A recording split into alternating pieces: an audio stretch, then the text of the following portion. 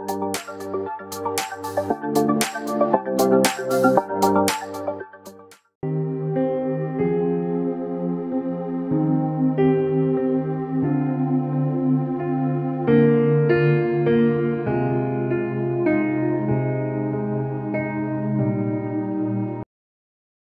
आज प्रभू आला तर किती मंडळ्या त्याच्याबरोबर उचलल्या जाणार आहेत. चर्च जिथं आम्ही एकत्र येतो आणि एकत्र आल्यानंतर आम्ही स्वतःची एक धार्मिकता तयार करून ठेवलेली की हे केल्यानं मी स्वर्गामध्ये जाणार आहे. आणि मग मानव निर्मित धार्मिकता आणि पवित्र शास्त्रामध्ये जे सांगितलंय कशा प्रकारची धार्मिकता तुमच्यामध्ये असावी आणि ज्या वेळेस या धार्मिकते संबंधाने आम्ही पाहतो त्यावेळेस आम्हाला कळतं प्रत्येक चर्च मध्ये काही ना काहीतरी उणीवा आहे, दोष आहे, कमतरता आहे, परंतु चर्च ते ऍक्सेप्ट करायला तयार नाही, मंडळी ते स्वीकारायला तयार नाही. आणि जेव्हा मंडळी ख्रिस्तानं सांगितलेले दोष दुरुस्त करत नाही, मुळामध्ये शास्त्रात असं लिहिलं की देवाचं वचन दोष दाखवणं सुधारणूक करण्यासाठी देवाचं वचन, परंतु लोकांना दोष दाखवलेले आवडत नाही. त्यांना ते शब्द कानावरती ऐकायला आवडतात, तुम्ही चांगले आहात, तुम्ही स्वर्गामध्ये जाणार आहात, कोणी नरकात जाणार नाही, नरकामध्ये कुणाचाच प्रवेश होणार नाही. म्हणजे लोक या पद्धतीचा उपदेश ऐकण्यासाठी त्यांची कान टवकारतात. त्यांना आरोग्य पाहिजे, त्यांना सुटका पाहिजे, त्यांना समाधान पाहिजे, त्यांना प्रश्नाची उत्तरं पाहिजे. पण सगळ्यात मोठा प्रश्न कोणता आहे? तो स्वर्ग राज्य. आणि ख्रिस्त वधूला नेण्यासाठी येणार. पुन्हा मी तुम्हाला सांगतो, कोणा एका इंडिपेंडंट व्यक्तीला येशू ख्रिस्त येण्यासाठी नेणार, घेऊन जाण्यासाठी येणारच. कोण एक इंडिपेंडंट व्यक्ती? मुळात ख्रिस्त येणार आहे त्याच्या वधूला नेण्यासाठी. आणि मग मंडळी म्हणजे ख्रिस्ताची वधू आहे. बरं, वधूला न्यायचं तर ती वधू डाग विरहित, सुरकुत्या विरहित, कुठल्याही प्रकारचा दोष असणारी वधू नको आहे. मला माहिती की पूर्वी, आत्ता फेसबुकवर व्हॉट्सअपवर लग्न होतं, पण पूर्वी तसं नव्हतं. मुलगी बघायला गेल्यानंतर मुलगी बघण्याची पद्धत होती, चालून दाखव, गाऊन दाखव, आणि मग त्या मुलीला चहा पोहे, त्या मुलाला चहा पोहे देण्यामागचं धारणा काहीला काहीतरी येतं का नाही ते तपासावं लागतं. मग तिला इकडं पाहून दाखव, वाचून दाखव, म्हणजे डोळ्यात दोष आहे का, चालण्यात दोष आहे का, कशामध्ये दोष आहे का, मुखी आहे का, एवढं सगळं. तो मुलगा त्या मुलीला पाहताना एवढ्या सगळ्या बाजूने विचार करत होता. मग आता ख्रिस्ताची वधू आहे ना चर्च, मग या वधूला कशा पद्धतीने असावं येशूची अपेक्षा नाही का? आणि मग ती अपेक्षा या 7 मंडळांना पत्र लिहिताना प्रभू येशू ख्रिस्तानं आपली अपेक्षा व्यक्त केली, माझी वधू अशी असावी. हा संदेश तुमच्या पर्सनल जीवनासंबंधानं नाही. तुम्हाला स्वीकारायचं नाही स्वीकारायचं हे तुमचं, तुम्ही ठरवायचं. इथं कुठल्याच गोष्टीची सक्ती नाही. हा, पण रॅप्चर मध्ये जर तुमचा भाग असावा, उचललं जाण्यामध्ये तुमचा भाग असावा, तर तुमच्यामध्ये तुम्हाला दुरुस्ती करावी लागणार. आणि दुरुस्ती करत असताना तुम्हाला वाटतं तशी दुरुस्ती नाही, हे वचन सांगतं तशी दुरुस्ती असली पाहिजे. हे सांगतं तसं बरं का, मी काही ठेवेल, काही काढून टाकेल. आणि मग गाणं पण आम्ही म्हणतो ना, जसा आहे निराधार आला तसाच. मग तो दारुडे आहे, तंबाखू बहादूर आहे, व्यभिचारी आहे, शिवीगाळ करणार आहे, सगळा घाण गोष्टी बरबटलेला आहे. पण आम्ही गीतं सुद्धा आमच्या सोयीप्रमाणे सिलेक्ट करतो आणि गातो आणि आमच्या असं आंदोलन करतो, नाही प्रभू सगळ्याला स्वीकारणार आहे. मग कधी कधी आम्ही म्हणतो आमची धार्मिकता चर्च नाही ठरवणार, आमची धार्मिकता कोण ठरवणार? देव ठरवणार असं म्हणतात. आमची धार्मिकता कोण नाही ठरवणार? कारण चर्चमध्ये टोचणारे संदेश असतात ना. बरं, आता देव तुमची धार्मिकता ठरवतो, मग धार्मिकता कशानं ठरवणार? वचनानं. चर्चमध्ये टोचणीचा संदेश असल्यावर नाही, आमची धार्मिकता चर्च नाही ठरवणार, मग कोण ठरवणार? देव. म्हणजे देव काय तुमच्या हिशोबाने चालतो? तुम्हाला वाटलं की आता नाही असं, आज मला वाटलं पान खावं, आज मला वाटलं बिडी प्यावी, आज मला वाटलं तंबाखू खावं, आज मला वाटलं व्यभिचार करावा, आज मला वाटलं शिवीगाळ करावी, आज मला वाटलं निंदा. आज प्रभू तुमच्या हिशोबाने धार्मिक तुम्हाला ठरवणार. चर्चमध्ये तुम्हाला करेक्शन करण्यासाठी, इथं करेक्ट करण्याचं ठिकाण आहे. म्हणून इफिसकराच्या मंडळीला पत्र लिहिताना तो म्हणतो की तुला तुझी पहिली प्रीती सोडलं याच्याबद्दल तुला दोष दिलाय. पण स्मरणाच्या चर्च विषयी एवढं कौतुक करतो, एवढं कौतुक करतो, आणि त्या मंडळीचं कौतुक करताना त्या मंडळीमध्ये असणारं परफेक्शन तो या युगातल्या लोकांना समजावून सांगत आहे. गरीब मंडळीवर का, मंडळीमधल्या लोकांची स्थिती जर तुम्ही पाहिली तर आर्थिक दृष्टिकोनातनं ते गरीब आहे, दरिद्र असं म्हटलं. कमालीचं दारिद्र्य, हे कमालीचं दारिद्र्य असणारं चर्च आहे.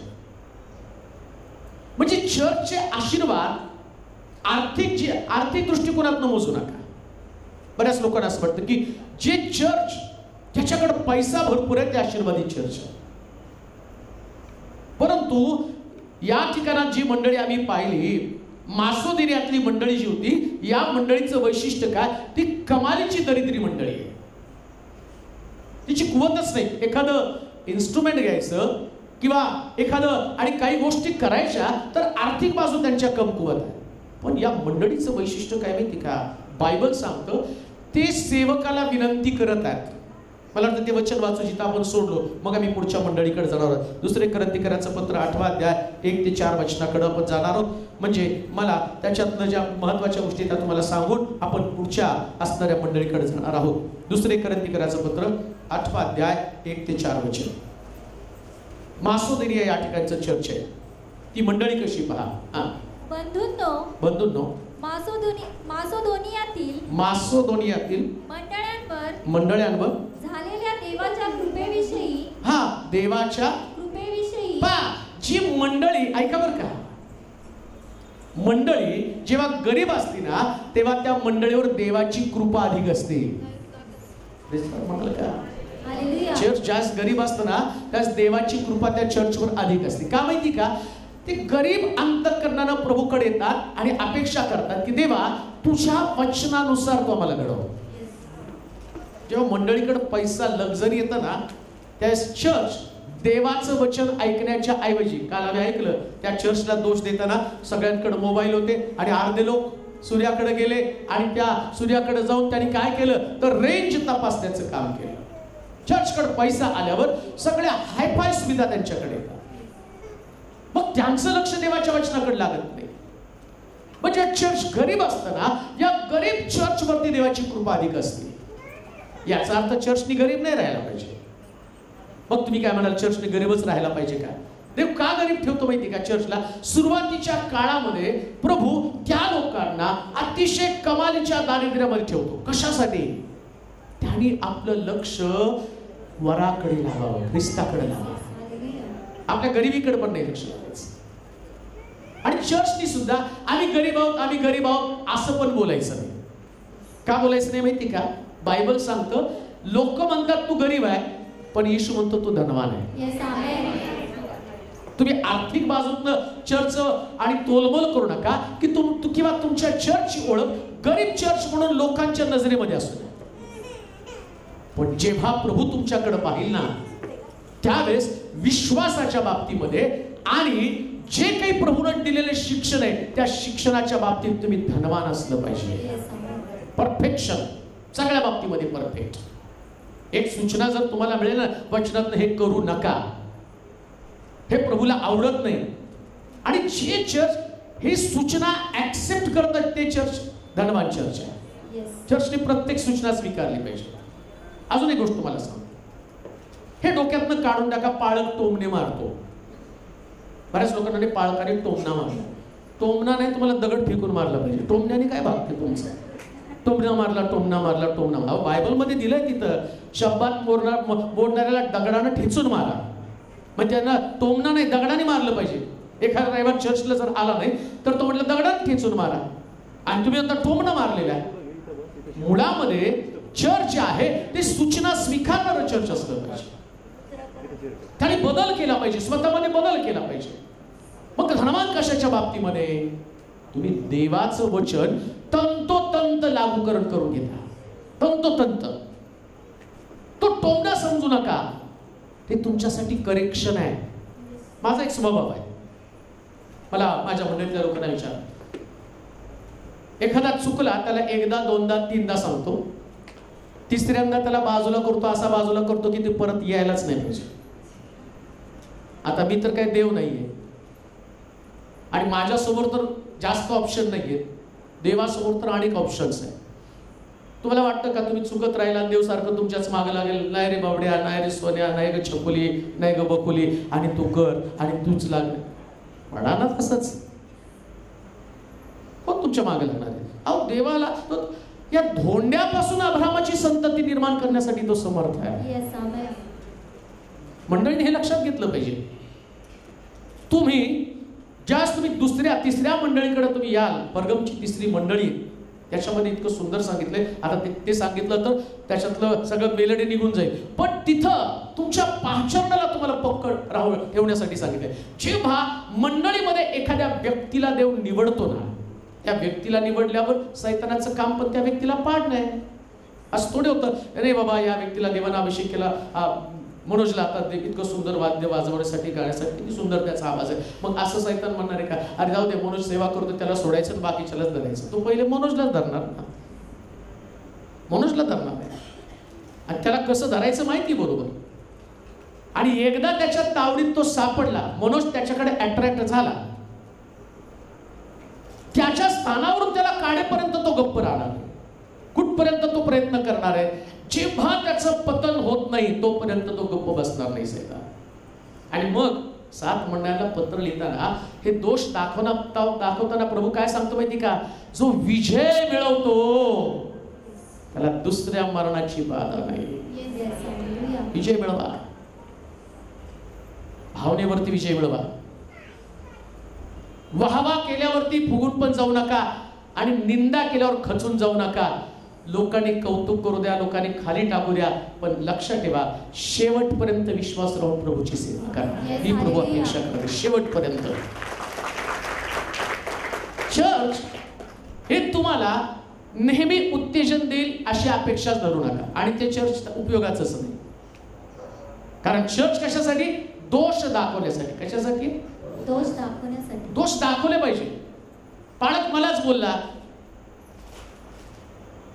बोलला, मग कुणाला बोलू? रस्त्यावरती जाणाऱ्या दारुड्याला बोलू, इकडे बाबा तू दारू पितो आणि तू तो कशाला ऐकून घेईल? घरामधल्या मुलाला बडवतात का बाहेरच्या लेकराला बडवतात? शेजारच्या पोराला बडवतात का? कुणाला बडवतात? गाल गुच्छे, काय उलटणी तापून चटके, थोबाड बिबाड लाल त्याचं उलथ पालथ. काही लोक तर त्या माशासारखं उचलतात लेकराला, मासा ओळख. बघा लेकराच्या बाबतीत एवढंच. आणि आम्ही म्हणतो ना ते आमचे आत्मिक बाप आहे, आणि आत्मिक बापाने एक शब्द बोलला तर गेला उडत. मला नाही पाळताना बोलायचं, मग कुणाला बोलायचं? करेक्शन आहे. काही चुका असतील तर त्या मी तर म्हणतो सगळ्या मंडळीला माझ्यासारखा पाळत पाहिजे. विचार आमच्याकडे वगैरे का पण नाही घेत का? कारण मग ती जागाच त्याच्यासाठी. हो, ती जागा काही तुम्हाला गुदगुल्या करण्यासाठी नाहीये. चला बाबा हे माझं खूप चूक आहे. लहानपणी असतं, बोल रे बाबड्या, किती काळं बेने पोरग असलं तरी माझं पप्प्यालाही गोड आहे, माझा पप्प्यालाही गोड आहे. मोठा झाल्यावर पप्प्याची पप्पी घेऊन दाखवा.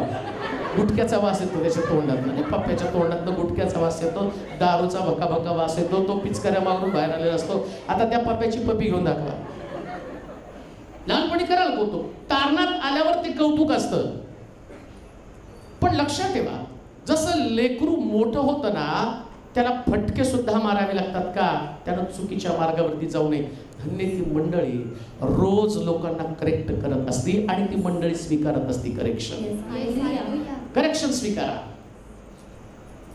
अजून एक गोष्ट तुम्हाला सांगतो, ज्या मंडळीतले लोक करेक्शन स्वीकारतात ती मंडळी श्रीमंत मंडळी.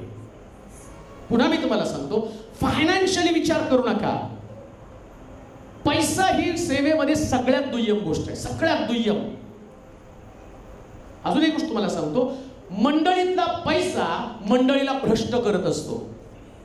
पैसा ज्यावेळेस येतो ना मंडळीमध्ये, त्यास मंडळी आपोआप भ्रष्ट होऊ लागते. लक्झरी. योनाच्या बाबतीमध्ये काय घडलं? योना जो देवाचा सेवक, देवानं त्याच्यावरती जबाबदारी दिली आणि त्याला सांगितलं निनिवेमध्ये जा. काय निनिवेमध्ये होतं? निनिवेत पाप होतं. आणि तार्शिशला तो का निघाला? त्याचं कारण तार्शिश व्यापारी शहर होतं, कमाईचं साधन तिथं मोठं होतं. त्यानं तार्शिशकडे पाहिलं, तिथं लोकांकडचे पैसे पाहिले आणि त्याचा परिणाम काय झाला? योना रस्सा तळाला जाऊन त्यानं सेवा केली. अगदी जिथं आणि एंड आहे त्या मृत सामानामध्ये जाऊन तो पडलेला आहे. देव त्याच्या सेवकांना आणि त्याच्या लोकांना जगातल्या सगळ्यात भारी वस्तू देतो. सगळ्यात भारी बरं का, सगळ्यात भारी. आज तुमच्याकडे नाही ना, ही सगळ्यात मोठी तुमची टेस्टमनी असणार आहे. चर्च मधल्या लोकांना, गॉड चर्च, तुम्ही जे लोक आहात, आज तुमची जी स्थिती आहे ती तुमची स्थिती 100% देव बदलतो. कशासाठी देव आहे? मग अब्राम जेव्हा देवानं त्याला हाक मारली, तो त्याच्या मागे निघाला आणि त्याच्याकडे काही सोनं रूपं नव्हतं, पण तो निघाला. उंट, गाढवं, सोनं, रूप यानं संपन्न झाला. देव संपन्न करतो. मग विचार करा, तुम्ही प्रभूच्या भवनामध्ये आला, तुम्ही गरीब आहात. बरं, गरीब मंडळीतनं श्रीमंत मंडळीमध्ये कन्व्हर्शन होणार कसं? मासोदिनियाची मंडळी जी आहे ना, ती कमालीची दरिद्री मंडळी. कमालीची दरिद्री मंडळ म्हणजे मंडळीतले सगळे कर्जबाज आहे. दुसऱ्या भाषेत मी तुम्हाला सांगेल, असं चर्च सुटलं घरी गेले की सावकारदार. किराणा मालाचं मालक तिथं बिल घेऊन आला, किती महिने तुम्ही बिल दिलं, असली मंडळी. पण त्या मंडळीचं वैशिष्ट्य वाचा बरं ते. बंधूंनो, मासेदोनियातील मंडळांवर झालेल्या देवाच्या कृपेविषयी, देवाची कृपा झालेली मंडळी ओळखायची कशी? काय त्याने सांगितले? देवाची कृपा त्यांच्यावर झाली. आम्ही तुम्हास कळवतो. ती अशी की संकटाच्या बिकट परीक्षेमध्ये त्यांचा आत्यंतिक आनंद व त्यांचे कमालीचे दारिद्र्य. बघा, संकटाच्या बिकट स्थितीमध्ये आत्यंतिक आनंद. समजतंय का तुम्हाला? त्या मंडळीला जे मी तुम्हाला स्मरणा या ठिकाणचं चर्च सांगत आहे, या चर्चचं वैशिष्ट्य आणि या मासोदिनियाच्या मंडळीचं वैशिष्ट्य याच्यातलं साम्य काय? आणि आता तुमचं चर्च आहे, आता तुमचं चर्च, स्मरणा चर्च आणि मासोदिनियातलं चर्च, या तिघांचं तुम्हाला कंपॅरिझन करायचं. आणि तुम्ही कुठं आहात? काय वैशिष्ट्य या चर्चचं माहिती का? शास्त्र सांगतं त्यांचं संकटाची बिकट अवस्था. कसली अवस्था?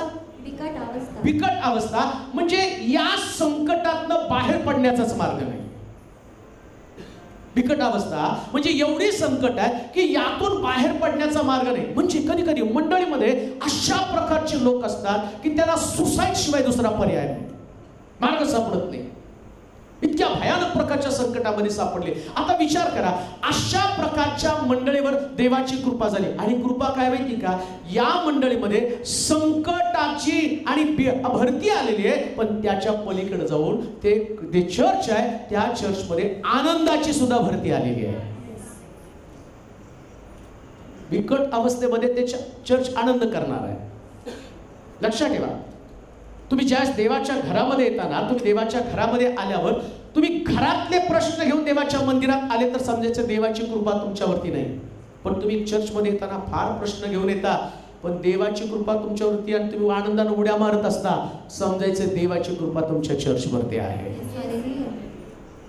सगळ्यात कठीण गोष्ट कोणती माहिती का? बघा, क्रिकेट तुम्ही पाहताना त्याच्यामध्ये आमचा प्लेअर ज्या 6 मारतो ना, आम्ही एवढ्या उड्या मारतो आणि आमच्या प्लेअरचं विकेट पडतं तर आमचे चेहरे बघण्यासारखे असतात. आणि इथं बसून आम्ही सांगतो, नाही त्यांनी इथे ऑफला खेळायला पाहिजे होता, लेगला खेळायला पाहिजे होता, स्ट्रेट मारायला पाहिजे होता, हा यॉर्कर होता. अरे तू गल्लीत तर खेळून दाखव ना. पण सांगताना आम्ही किती सूचना देतो आणि आमच्या चेहऱ्यावरतीच काय, आता त्याचं विकेट गेल्यामुळे आमचंच 5-6 कोटीचं नुकसान झाल्यासारखं आमचे तोंड सगळे फुगलेले नाही, एकदम एकमेकाला बघून जेवण वाढायला लागल्यावर सुद्धा खेकसून जायचं. तुला सांगितलं ना थोड्या वेळ जेवायचं म्हणून, आणि थोड्या वेळेपुरतं तू मागितलं होतं ना आता जेवायला दे म्हणून, तो प्लेअर आउट झाल्यामुळे याला दुःख. पण इकडं तसं नाहीये, इकडं तुम्ही देवाच्या घरामध्ये आल्यावर एवढं संकट घेऊन येतात, पण परमेश्वराच्या मंदिरात आल्याबरोबर आनंदाचं भरत येतं. आणि जे तुम्ही एन्जॉय करता, जो तुमच्यातला जल्लोष आहे, जो तुमच्यातला उत्सव पाहून स्वर्गातला देव म्हणतो हे स्मरणा चर्च आहे, हे स्मरणा चर्च आहे. तुमच्या परिवारातलं दुःख हे तुमच्या चर्च मध्ये तुम्हाला सेलिब्रेट करता कामा नये. आणि सैतानाचं काम काय माहिती का, तुम्ही दुःखी व्हावं. मग दावीद त्याच्यावरती सोल्युशन काढतो. ते मला म्हणाले परमेश्वराच्या घराकडे जाऊ, तेव्हा माझ्या मनाला काय झालं, आनंद झाला. तुम्हाला आनंद जर करायचा ना तर तुमच्या डोक्यात आलं पाहिजे चला चर्चकडे जाऊ. काय शब्द बोलला पाहिजे, चला चर्चकडे जाऊ. कोण आता तुमच्यामध्ये कोणतरी दुःख आहे, आजारी आहे किंवा घरामध्ये मयत झालेले आहे, आम्ही तिथे जाऊन सांगतो सिस्टर आता 4-5 दिवस 40 दिवस घराच्या बाहेर पडू नका. आणि काही येडे तर म्हणतात ना, ते गेले ना वर्षात लग्न करायचं. हा ते तुम्हाला आता त्यांचा टाइम झाला, 1 वर्षातच ते तुमच्या डोक्यावरती अक्षदा टाकून मग जाणार झोपायला. 1 वर्षाच्यात लग्न व्हायला पाहिजे, त्याच्यानंतर 3 वर्ष लग्नच नाही व्हायला पाहिजे. कुठलं चर्च आहे काय माहिती, आत्ताच लग्न करे. आणि आपले बी करतेत येडे, बाहेरचे तर करतेत, आपल्या येड्यांना कुठं नेऊन बांधावं कळत नाही. ते सांगतात वर्ष बाळासाहेब या वर्षात लग्न, हा तारीख सांगा कोणत्या लग्न, कुठली रे, नाही आमच्या घरात वडील वारले. मग वर्षात लग्न व्हायला पाहिजे ना, का तुझे वडील लग्नाला येणार आहे का, तुझे वडील पत्रिका वाटायला जाणार आहेत कुठं तू, आणि 3 वर्षानंतर कुठेतरी गायब होणार आहेत का. हा काय मेंटॅलिटी आहे. ज्या दिवसाचं दुःख त्या दिवसाला पुरं प्रभूमध्ये सर्वदा आनंद करा, हे स्मरणा चर्च. तुमचं जीवन देवाभोवती फिरणारं जीवन असलं पाहिजे. देवाभोवती फिरा बरं का, चला देवाभोवती. तुमच्याकडून काय माहित नाही, पण आमच्या सोलापुरात आहे कोणतरी व्यक्ती मेलेली असते, ते म्हणतात यावर्षी नाताला कपडे नाही घ्यायचे, तो येऊन फाडणार आहे. मी मेलो आणि तू कपडे घालून फिरायला लागला. नाही यावर्षी नाताला कपडे नाही घ्यायचे, यावर्षी बिर्याणी नाही करायची. का रे बाबा, आणि आहे तुमच्याकडे सुद्धा तो मेल्याचं दुःख आहे, पण येशू ख्रिस्त जन्माला आले याचा आनंद नाही का. श्रेष्ठ कोण आहे, त्या व्यक्तीचा मृत्यू का तारकाचा जन्म मोठा आहे. मग तारकाचा जन्म मोठा आहे तर त्या व्यक्तीच्या मृत्यू संबंधाच्या कल्पना तुमच्या डोक्यामध्ये काय. तुम्ही कोणतं चर्च आहे, स्मरणा चर्च. कमालीच्या दुःखामध्ये सुद्धा ते आनंद करणारं चर्च आहे. कमालीच्या दुःखामध्ये एक गोष्ट लक्षात घ्या, दावीद आपला मुलगा मेला, पण बातमी कानावर पडल्याबरोबर मुलगा मरायच्या अगोदर 7 दिवस पर्यंत त्यानं उपवास केला, रडला, आक्रोश केला. जेव्हा मुलाची मृत्यूची बातमी त्याच्या कानावरती पडली ना, शास्त्र सांगतं त्यानं आंघोळ केली, गोंताट काढलं, राजवस्त्र नेसली आणि परमेश्वराच्या मंदिरामध्ये जाऊन त्यानं भजन आणि कीर्तन केलं. याला स्मरणा चर्च म्हटले आहे. कोणाचा मृत्यू घरामध्ये थांबू देऊ नका. मला आठवतं एक सेवक, मला नाव पण त्यांचं माहिती पण मी तुम्हाला सांगणार नाही, त्या सेवकाची अशीच कॉन्फरन्स झालेली होती आणि मग भरपूर पाळत तिथं आले होते. आणि त्या संस्थेचा संस्थापक त्यांचे वडील ते वारले. त्या ठिकाणामध्ये त्यांचा मुलगा तिथं प्रीच करत होता आणि तो म्हटला जाऊन मयत करून या, आणि मीटिंग चालू होत्या. ज्या व्यक्तीनं 92 वर्षानंतर ते मृत्यू पावले आणि मंडळी गेली, त्यांना पूर्ण आलं, पण अख्खी कॉन्फरन्स होईपर्यंत त्या व्यक्तीने आपल्या वडिलांची बातमी सांगितली नाही. का, कारण तो म्हटला माझे वडील आता कबरेतनं बाहेर येणार नाही, पण हे जिवंत लोक कबरेत जाण्यापासून मला वाचवायचे, तर त्याच्यासाठी मला या गोष्टी कराव्या लागणार आहे. हे चर्च आहे, हे चर्च आहे. चर्च कधी इमोशन मध्ये असता कामा नये, भावनेमध्ये गुंतून पडू नका. मासोदिनियाची मंडळी आणि स्मरणा चर्च आहे ना, हे इमोशनच्या पलीकडे जगणारं चर्च आहे. तुम्ही इमोशन मध्ये अडकून पडत आहात. जो मुख्य भाग तुम्हाला स्वर्गामध्ये पोहोचायचं आणि जे शिक्षण प्रभू तुम्हाला देत आहे, या शिक्षणाच्या द्वारे तुमचा विश्वास मजबूत व्हायला पाहिजे. अजून एक गोष्ट तुम्हाला सांगतो, ज्याच्यासाठी तुम्ही शोक करता ती व्यक्ती स्वर्गामध्ये तुमच्या बरोबर असेलच असं नाही. काय बोलतो नीट ध्यानात घ्या. पलंगावरती 2 निजलेले असतील, त्यातला 1 उचलला जाईल. जात्यावरती 2 दळत असतील, त्यातलं. मग आता ज्याच्यासाठी तुम्ही रडता ती व्यक्ती जर स्वर्गामध्ये तुमच्या सोबत असेल नसेल याची गॅरंटी नाही. मग पृथ्वी तलावर रडण्यात फायदा काय? त्याच्यापेक्षा शास्त्र काय सांगतं माहिती का? मृतांसाठी शोक करू नका, तर देशांतर करत आहेत त्यांच्यासाठी रडा. खरं रडणं कुणासाठी माहिती का? हे लोक देवाच्या सानिध्यापासून दूर चाललेले आहेत, त्यांना देवाची ओळख नाहीये. ते मरत आहेत व्यसनामध्ये, पापामध्ये, व्यभिचारामध्ये, सवयीमध्ये, सर्व घाणेरड्या गोष्टीमध्ये ते मरत. त्यांच्यासाठी अश्रू नाही. अहो हे मरणार आहे.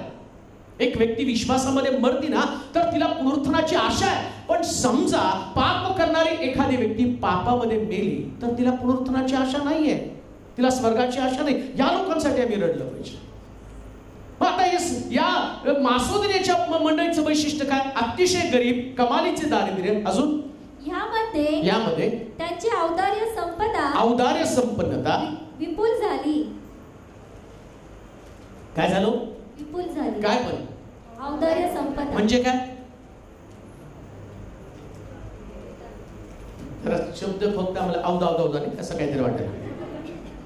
औदार्य संपन्नता कशी झाली? विपुल झाली. म्हणजे ही मंडळी गरीब आहे पण मनानं खूप मोठी आहे. म्हणजे काय हो? या मंडळीकडे पैसे नाही आणि ते पाळकाला म्हणतात आम्हाला तुम्हाला पैसे द्यायचे. आम्ही कशी मंडळी माहिती का? आपलं चर्च कसं असतं मालक साहेब, आम्ही प्रार्थना करतो देवाने तुम्हाला गाडी द्यावी. हा, स्वर्गातनं ठुपकन टाकेल ही पाळकाला गाडी.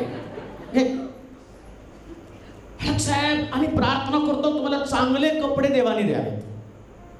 हा, तो कुठल्या तरी असणाऱ्या रेमंडच्या डोक्यात कानात जाऊन सांगेल, रेमंड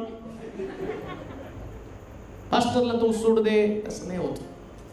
लक्षात घ्या, तुमची देण्याची कुवत. अजून एक गोष्ट मला सांगतो, मंडळी जी मासोदियातली मंडळी सांगतो, या मंडळीनं त्यांच्या पाळकाला धनवान करण्यासाठी धडपड करणारी मंडळी आहे. आणि लक्षात ठेवा, एक नियम बायबलचा सांगू का? कोणी माझ्या सेवकाला प्यालाभर पाणी दिलं तर आपल्या प्रतिफळास काय द्यायला पाहिजे? म्हणजे नुसतंच पाणी देऊन कटवू नका. आम्हाला तेवढंच वाटतं. त्याला पाळक साहेबाला काय नुसतं पाणीच लागतं नाही का? जेवणाचं ताट नाही, शेवटची भाकर. एक भाकर शेवटची मी खाईल, माझा मुलगा खाईल. म्हणजे कधी कधी तुमचा अख्खा पगार पण द्यावा लागतो. ती मासोदियाची मंडळी आहे, ते स्मरणा चर्च आहे. तुमच्याकडे काही नाही. एक नाताळला तुम्ही कपडे घालू नका, तुमच्या पाळकाला घाला. बघा, एक सुद्धा नाताळ तुमचा बिना कपड्याचा जाणार नाही का? कारण ती देवाची कृपा असणारी मंडळी. देवाची कृपा. माझ्या चर्च मधले हे आमचे ब्रदर, कुठे गेला तो? हा शाहरुख कुठे बसले? शाहरुख कुठे? बाहेर? हा बाहेर. आई बाहेर. मला विचारतो की नाही तुमचं कोण डिझायनर वगैरे आहे का? हे आमचे डिझायनर. हे तिघजण भाऊ आहेत. दर ख्रिसमसला पहिले माझे कपडे, चर्चच्या वाढदिवसाला 2 सूट यांचे, ख्रिसमसला 2 सूट यांचे, माझ्या वाढदिवसाला 2 सूट यांचे. कुठे ठेवू? आता त्यांचे कपडे बघितले तर तुम्हाला विश्वास बसणार नाही. आता ज्या गाडीत मी आलो ना, ती गाडी पण माझी नाही, यांचीच गाडी. त्यांनी गाडी घेतल्यावर म्हटलं आता मी कशाला घेतो, मिळाली गाडी मला. मग लक्षात ठेवा, ते हे करतात म्हणून देवाने त्यांना तिथंच ठेवलं नाही, देवाने त्यांना संपन्न केलेलं आहे. हे मासोदियाचं चर्च, हे चर्च आहे कौतुकास पात्र चर्च. कोणतं चर्च? या चर्चला स्मरणा चर्च म्हटलेलं आहे. हा, नगरच्या लोकांनो, मी गॉड्स चर्च विषयी सांगतो, मला बाकीच्या चर्च नाही. मला यांनी बोलवलं ना, जे मला बोलवतील त्यांना सांगणार नाही का? तुमच्या चर्च मध्ये सगळ्यात हँडसम तुमचा पाळक दिसला पाहिजे. आहेच ऑलरेडी ते, तुम्हाला जास्त अजून बनवावं लागेल का? आमच्याकडे पद्धत काय, आम्ही जास्त नडतो आणि पाळकासमोर शबनम ह्यान फिरा. तुम्हाला काय लागतं नाही का? परवा कोणीतरी मला एकाने फोन केला, तुमच्या नगरचाच होता, इथली शहाणीच. त्याने मला फोन केला, त्याच्या बायकोसाठी प्रार्थना करा. केलं. मानसिक आजार होता, प्रार्थना केली, फोन बंद केला. दुसऱ्या दिवशी दम द्यायला लागला की मला, काल मी तुम्हाला फोन केला माझ्या बायकोसाठी प्रार्थना करायला, आणि तुम्हाला माझ्या बायकोसाठी प्रार्थना करता येत नाही का? मग म्हटलं काल काय केलं? नाही मी नाही ऐकली ना. मग मी नाही ऐकले, तुझ्या घरासमोर येऊन नाचून प्रार्थना करू का? तू ऐक, मग तुला समजेल का मी प्रार्थना. हा तुम्ही पाळक आहे ना, एका गालात मारली तर तुम्ही दुसरा गाल पुढे केला पाहिजे. अरे असे गाल पुढे गेले तुम्ही फोडून काढताल. येशू ख्रिस्त सुद्धा जिथं दगड मारायला लागले ना तिथं हळू सटकला असं लिहिलंय शास्त्रामध्ये. तिथून कल्टी मारली त्याने, थांबला नाही तिथं. त्याला माहितीये मला सेवा करायची. जर आम्ही तुमच्या गालफडावर खात बसलो तर तुम्ही जास्त डोक्यावर बसले ना. मानसिकता का? तुम्ही आम्हाला वचन शिकवता. आता बघा, वचन लोक घेतात ते आम्हाला शिकवतात, पण वचन हे शिकणाऱ्याकडून घ्यायचं आणि ते स्वीकारायचं आणि ते अंगीकारून आपल्या जीवनामध्ये त्याचा वापर करायचा असतो. वापर करा. या वचनाच्या द्वारे तुम्ही कोणाला पकडू नका. हे चर्च कधीच नसतं. जी मंडळी सेवकाला वचनामध्ये पकडते ती मंडळीच नाहीये. येशू ख्रिस्ताला क्रुसावरती देणारे कोण होते? धार्मिक लोक, ज्यांनी वचनाचा आधार घेऊन येशू ख्रिस्ताला क्रुसावरती दिलं. का तर तो म्हटला मी देवाचा पुत्र आहे. वचनाचा आधार घेऊन त्याला क्रुसावरती देऊन टाकलं. मासोदियाची मंडळी आणि स्मरणा चर्च, हे चर्च जे आहे ना, कमालीचं दारिद्र्य असणारं चर्च, पण त्यांच्याकडे औदार्य संपन्नता विपुल होती. गिव्हिंग ऑफ ग्रेस, देण्याची कृपा. आणि मंडळीमध्ये ज्याच्याकडे देण्याची कृपा आहे ना, ज्या लोकांमध्ये, ऐका बरं का, हे सगळ्यांमध्ये नसतं. एक विधवा, त्या विधवेनं शेवटची भाकर एलियाला दिली आणि त्या विधवेच्या घरामध्ये 3.5 वर्षाचा पुरवठा देवानं केला. हे गिव्हिंग ऑफ ग्रेस आहे. गिव्हिंग ऑफ ग्रेस आहे. आणि स्मरणा चर्च हे गिव्हिंग ऑफ ग्रेस मध्ये, मासोदियाची मंडळी ही कमालीचे दारिद्र्य असणारी मंडळी, पण तिच्यामध्ये औदार्य संपन्नता. औदार्य संपन्नता. माझ्या मंडळीमध्ये मला आठवतं की एका परिवारामध्ये मी गेलो, चर्च बांधत असताना ते परिवार माझ्याकडे आला. लोक सगळेजण अशा प्रकारचे टिपिकल लोक भेटले की ते लोकांकडे पाहिल्यावर आज जो मी विश्वासामध्ये एवढा मोठा उभा आहे याचं कारण मला जे लोक भेटले, जे चर्च भेटलं, त्या चर्च मधल्या लोकांमुळं मी जास्त तुम्हाला विश्वासाविषयी बोलू शकतो. का तर तशा प्रकारचे लोक. पाळकाला कोण घडवतं? मंडळी. जसं मंडळीला पाळक घडत असतो ना, तसं पाळकाला सुद्धा मंडळी घडवत असते, त्याला विश्वासामध्ये वाढवत असते. मी हा चर्च बांधायला चालू केलं आणि लोक मला येऊन, कुणी दागिने मोडले, कुणी छोटी छोटी लेकरं होती. 3 वर्ष त्यांनी चर्च बांधेपर्यंत त्यांचे ख्रिसमसचे कपडे सुद्धा 3 वर्ष त्यांनी माझ्यावर घेतले. मीटरवर नाही घ्यायचे ते लेकरं. ते म्हणते मम्मी ह्या वर्षी जोपर्यंत चर्च बांधून होत नाही तोपर्यंत नाही ख्रिसमसचे कपडे घ्यायचे. त्याने ते पैसे साठवायचे आणि ख्रिसमसच्या दिवशी माझ्या हातामध्ये तो गल्ला आणून द्यायचे आणि ते लेकरं मला द्यायचे, पास्टर अंकल हे आमचे नाताळच्या कपड्याचे पैसे, याच्यातनं चर्चसाठी विटा घ्या. आणि मग म्हटलं की नाही, एवढी लेकरं, त्याने त्याग केला कपड्याचं. कोणत्या लहान मोठ्यांना ठीक आहे, लहान लेकरांना तर कपड्याचं किती अट्रॅक्शन. 3 वर्ष त्यांनी माझ्यावर कपडे घातले नाही. तसेच कपडे तसेच राहायचे. ते मी घालत नव्हतो. मी म्हटलं नाही, चर्च बांधून होईपर्यंत नवीन कपडे मी घालत नाही. लेकरं तशीच होतं. एक बहीण आली, ती म्हटली पाळसाहेब एवढं सगळे लोक देत आहेत, मला पण तुम्हाला द्यायचं. घरी बोलवलं, तिने गेलो तिच्या घरी.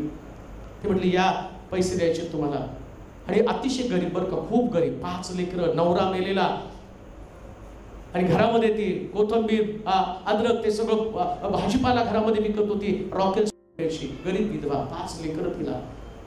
घरामध्ये कुठं काम मिळेल ते काम करायचे. त्या बाईने मला बोलवलं. मी म्हटलं तिच्याकडनं आपल्याला काही मिळणार नाही, चर्च आपल्याला फार मोठं बांधकाम करायचं. मी विसरून गेलो, म्हटलं नाही जाणार तिच्याकडं. फार गरीब बाई, पण तिने मला बोलवलं आणि मग मी गेलो नाही. मग तिने कॉल केला, बाळासाहेब तुम्हाला आज या तारखेला या म्हणून सांगितलं होतं, तुम्ही का नाही आला? म्हटलं ठीक आहे मी येतो तुझ्या घरी. तिच्या घरी गेलो आणि घरी गेल्यावर तिने मला बसवलं आणि हातामध्ये नोटांचा बंडल आणून दिला. म्हटलं तुझ्याकडे एवढे पैसे कसं काय?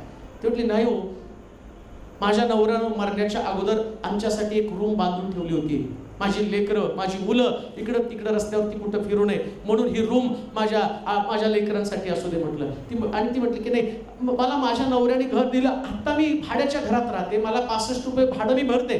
त्या घरामध्ये मी राहते, परंतु मला देवाला देण्यासाठी काही नाहीये, तर मी माझी रूम विकली पाळक साहेब.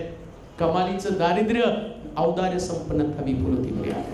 हे चर्च आहे. या चर्चमुळे मी घडलो, या चर्चमुळे माझा विश्वास मजबूत झाला. लक्षात ठेवा, अनेक मंडळी अस्तित्वात असतील, पण खरी मंडळी ती जी मंडळी लवादिक्या, जी मंडळी या ठिकाणामध्ये मासोदिनियाची, जी मंडळी स्मरणा, आणि मी म्हणतो ते गॉड चर्च असलं पाहिजे. इतिहास बनलं पाहिजे. चर्च इतिहास बनलं पाहिजे. लक्षात घ्या, पाळक मंडळीवरती जेवढं प्रेम करतो ना, तेवढं मंडळीनं पाळकावरती प्रेम करावं, असं लिहिलंय तिथं. मी बाहेरचं नाही सांगत, वाचावरती वचन. कारण त्यांनी आपल्या शक्तीप्रमाणे व शक्ती पलीकडेही आपणहून दान दिले. काय शब्द आहे? शक्ती नाही, आपणहून दान काय केलं? आपणहून दान दिले. सगळे बोला. आपणहून दान दिले. जोरात बोला. आपणहून दान दिले. सांगावं लागतं द्या. आणि इथं काय म्हटलं त्यांनी? आपणहून दान दिले. अहो, आमच्याकडे ते ऑफरिंग जरी आलं ना, तरी कोणत्या खिशात कमीचं दान आहे ते शोधत असतो, नाही का आपण. सगळ्यात फाटकी नोट कुठली आहे, जी कुठं नाही चालत, ते देवाच्या मंदिरात चालवायचा प्रयत्न करतो. तुमचं जीवन नाही फाटकं बनलं ते याद राखा. आणि म्हणतो हे असले फाटके ख्रिस्ती उपयोगाचे पण नाहीत, नाही का. तुमचा देव काही भिकारी नाही, तुमचा देव हा श्रीमंत देव आहे. या देवाला देताना बेस्ट मधलं बेस्ट दिलं पाहिजे. आणि ते स्वतःहून, बरं का, स्वतःहून. ज्या मंडळीला पाळकाला फोर्स करावा लागतो द्या म्हणून, ती मंडळीच नाही, ते चर्च नाही, ते उगाच लोक एकत्र येतात. आणि काय चॅलेंज आहे, काय तुमचा विश्वास आहे? मुळामध्ये तुमचा देवावरचा विश्वास आणि प्रभूचं कार्य किंवा तुमच्या जीवनामध्ये अद्भुती घडणार कशी काय. आणि देवाकडे पडा, तेव्हा असा चमत्कार कर. कसा करू? मोठा होण्यासाठी नीट नोटा तर द्या ना. टाकायची चिल्लर, मोठा चमत्कार. जितका मोठा चमत्कार, लक्षात ठेवा, तुम्हाला मी ज्या देवाविषयी सांगतो ना, तो देव तुम्हाला फुकट काहीच देणार नाही. अहो, फुकट येणे बाग दिली ती टिकून ठेवली नाही, एका फळात घालून बसला. आणि देवा आता तुम्हाला सगळं फुकट दिलं, अपेक्षा कशी करा? पुत्र दिल्या क्रुसावरती फुकट. पण आता मंडळी म्हणून तुम्हाला अस्तित्व तुमचं दाखवत असताना तुम्हाला तुमचं काहीतरी दाखवावं लागणार. मला तुमचं काही घ्यायचं नाही, आणि तुमचं घेण्यासाठी मी आलो नाही, पण तुमच्या चर्चला श्रीमंत करण्यासाठी देवाचं वचन घेऊन आलो.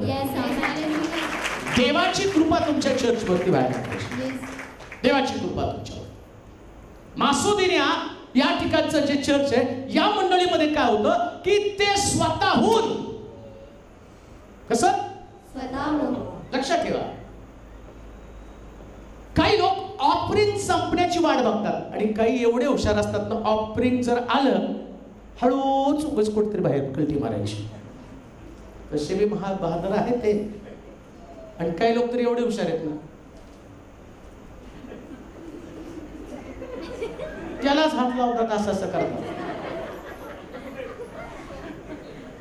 आणि काय लोक असतात, तेव्हा माफ कर मी तुला.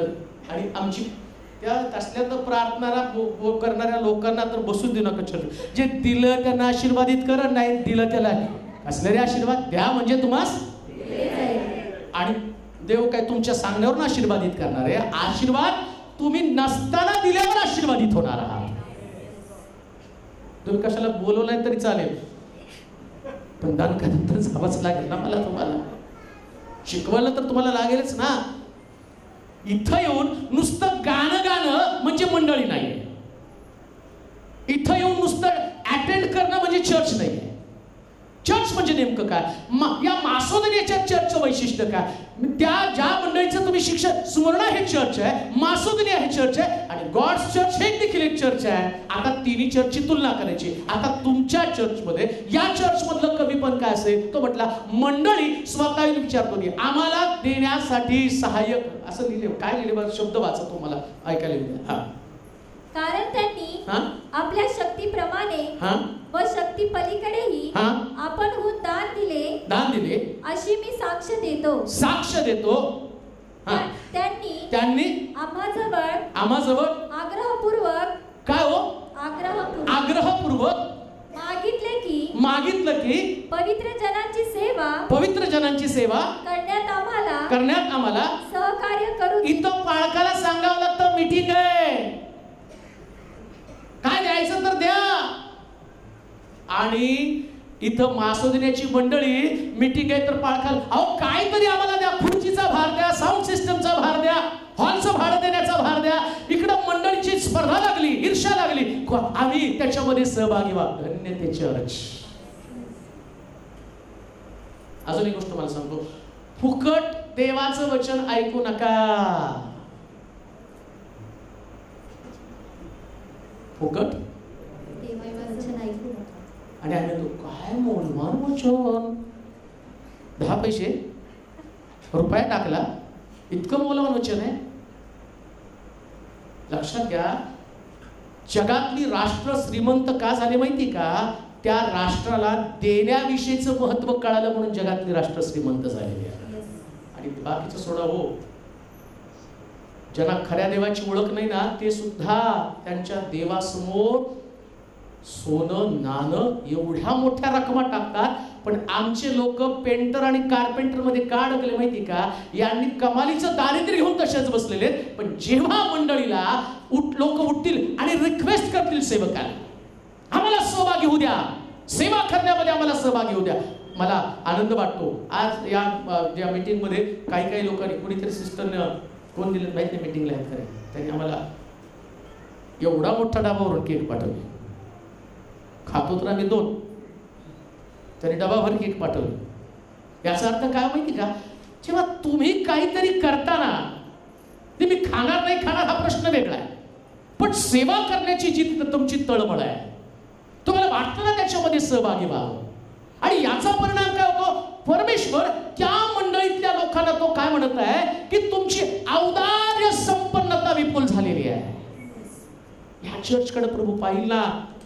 लक्षात ठेवा, स्मरणानंतर जे दुसरं चर्च, जी लवादिक्याची मंडळी आणि या मंडळीनंतर कोणती मंडळी असली पाहिजे, तर तुमच्या मंडळीने म्हटलं पाहिजे, रडलं पाहिजे, देवा तसलं हृदय आम्हाला दे की आमची सेवा वाढावी, एवढं तो आम्हाला दे, एवढं तो आम्हाला दे. अशा पद्धतीची कृपा तुम्हाला पुरव. लक्षात ठेवा, जर देवाचं राज्य वाढायला पाहिजे तर देवाच्या राज्यामध्ये वाढ होण्यासाठी तुम्हाला तुमचं अंतःकरण, तुम्हाला कोणी आग्रह करता का म्हणे तुम्ही रिक्वेस्ट करा. बाळकानं म्हटलं पाहिजे आता बंद नाही, आता तुम्हाला नाही तर संधी, तुम्हाला दुसऱ्या लॉटमध्ये तुमचा नंबर लागणार आहे. अहो एवढी तळमळ पाहिजे. आता मला वाटलं पाहिजे अरे मला सेवा करायची संधी. लक्षात ठेवा, हे देणं म्हणजे सेवा आहे. देणं म्हणजे साधी गोष्ट नाही, ती सेवा आहे. आम्ही म्हणतो नाही बाळासाहेब आम्हाला तुमच्या सेवेची संधी द्या. म्हणजे काय करा, आम्हाला माईक मध्ये गायला द्या. मला वाटतं ती सेवा, आम्हाला माईक मध्ये गायचंय आम्हाला आणि प्रार्थना करायची, ती सेवा नाही. यामध्ये कोणती सेवा आहे? तो म्हणतो देण्याविषयीची सेवा आहे, तसली सेवा. आणि म्हणून स्मरणा जे चर्च आहे आणि त्या चर्चमध्ये या सगळ्या गोष्टी. आता अंत करूया याचा अंत करू, म्हणजे आपल्याला समजेल की त्या ठिकाणामध्ये ही जी मंडळी किती अद्भुत प्रकारची मंडळी होती. आणि या मंडळीचं वैशिष्ट्य जे त्या ठिकाणी सांगितले प्रकटीकरणाच्या पुस्तकाच्या 2 अध्यायाच्या 10व्या वचनामध्ये आपण पाहणार आहोत. 2 अध्याय 10 वचन. मग आपण पुढच्या चर्चकडे जाणार आहोत. तुला जे काही सोसावे लागणार आहे त्याचे भय धरू नको. पहा तुमची परीक्षा व्हावी म्हणून सैतान तुम्हापैकी कित्येकास तुरुंगात टाकणार आहे आणि तुमचे 10 दिवस हाल अपेष्टात जातील. मरेपर्यंत तू विश्वासू राहा. कुठपर्यंत चर्चनं विश्वासू राहावं? कुठपर्यंत विश्वासू राहायचं? म्हणजे हे चर्च तुम्ही कधी सोडायचं? मेल्यावर. कधी सोडायचं? बोला की हो. आमचं जरा काही बी नसलं, त्याने माझ्याकडे असंच बघितलं, बाळकाने मला प्रेज द लॉर्डच नाही केलं, याने माझ्या हातातच हात दिला नाही आणि त्यांनाच निमंत्रण दिलं, कॅरलला त्यांच्याच घरी गेले. अरे काय किरकिर किरकिर किरकिर किरकिर किरकिर किरकिर. कोंबडी तरी जरा त्या अंड्यावर बसल्यावर कमी कॉक कॉक करते. एवढं तुमची कॉक कॉक मंडळी, या मंडळीला चालवणारे आम्ही पाळक. जरा काय नाही, जातो आम्ही दुसऱ्या चर्चला. इथं नाही पटलं की दुसरं, तिथं नाही पटलं की तिसरं, तिथं नाही पटलं की चौथं, फिरत राहा, वना वना भटकत राहा. स्मरणा चर्च हे चर्च विश्वासू चर्च आहे. अपमान होऊ द्या, मी तर म्हणतो मंडळीतल्या लोकांनी एवढं खंबीर असलं पाहिजे ना. त्यांनी असं म्हटलं पाहिजे, माझ्या चर्चमध्ये काही लोक म्हणतात बाळकानं हाताला धरून बाहेर काढलं तरी आम्ही जाणार नाही. ते चर्च आहे. काही लोक तर मला म्हटले, तुम्ही चर्चमध्ये नाही बसू दिलं तर आम्ही बाहेर खुर्ची टाकून बसून ऐकून जाऊ, पण आम्ही चर्च सोडणार नाही. नाहीतर पिचके लोक जरा काय झालं की निघाले, नाही आम्ही येणारच नाही तुमच्या चर्चला. नाही, तुम्ही नाही आला तर आत्मा येणार नाही. जावा कुठं फिरता तिथं फिरा. विश्वासू चर्च कुठपर्यंत? कुठपर्यंत? जोरात बोला, कुठपर्यंत? आता लिहून ठेवा घरी जाऊ.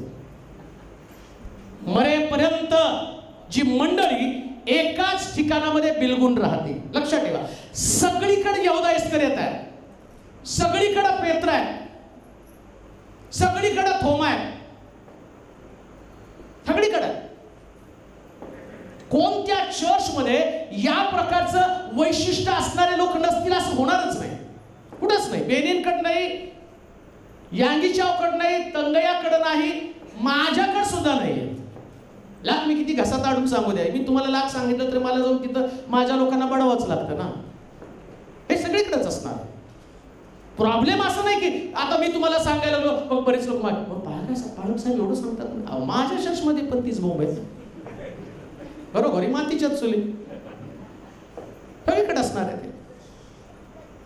पण लक्षात ठेवा, आम्ही इतके मजबूत लोक असतो, पण याचा परिणाम काय? विश्वासूपण जर तुमच्याकडे असेल, काय विश्वासूपणाचं होईल? प्रतिफळ काय असणार आहे मंडळीला?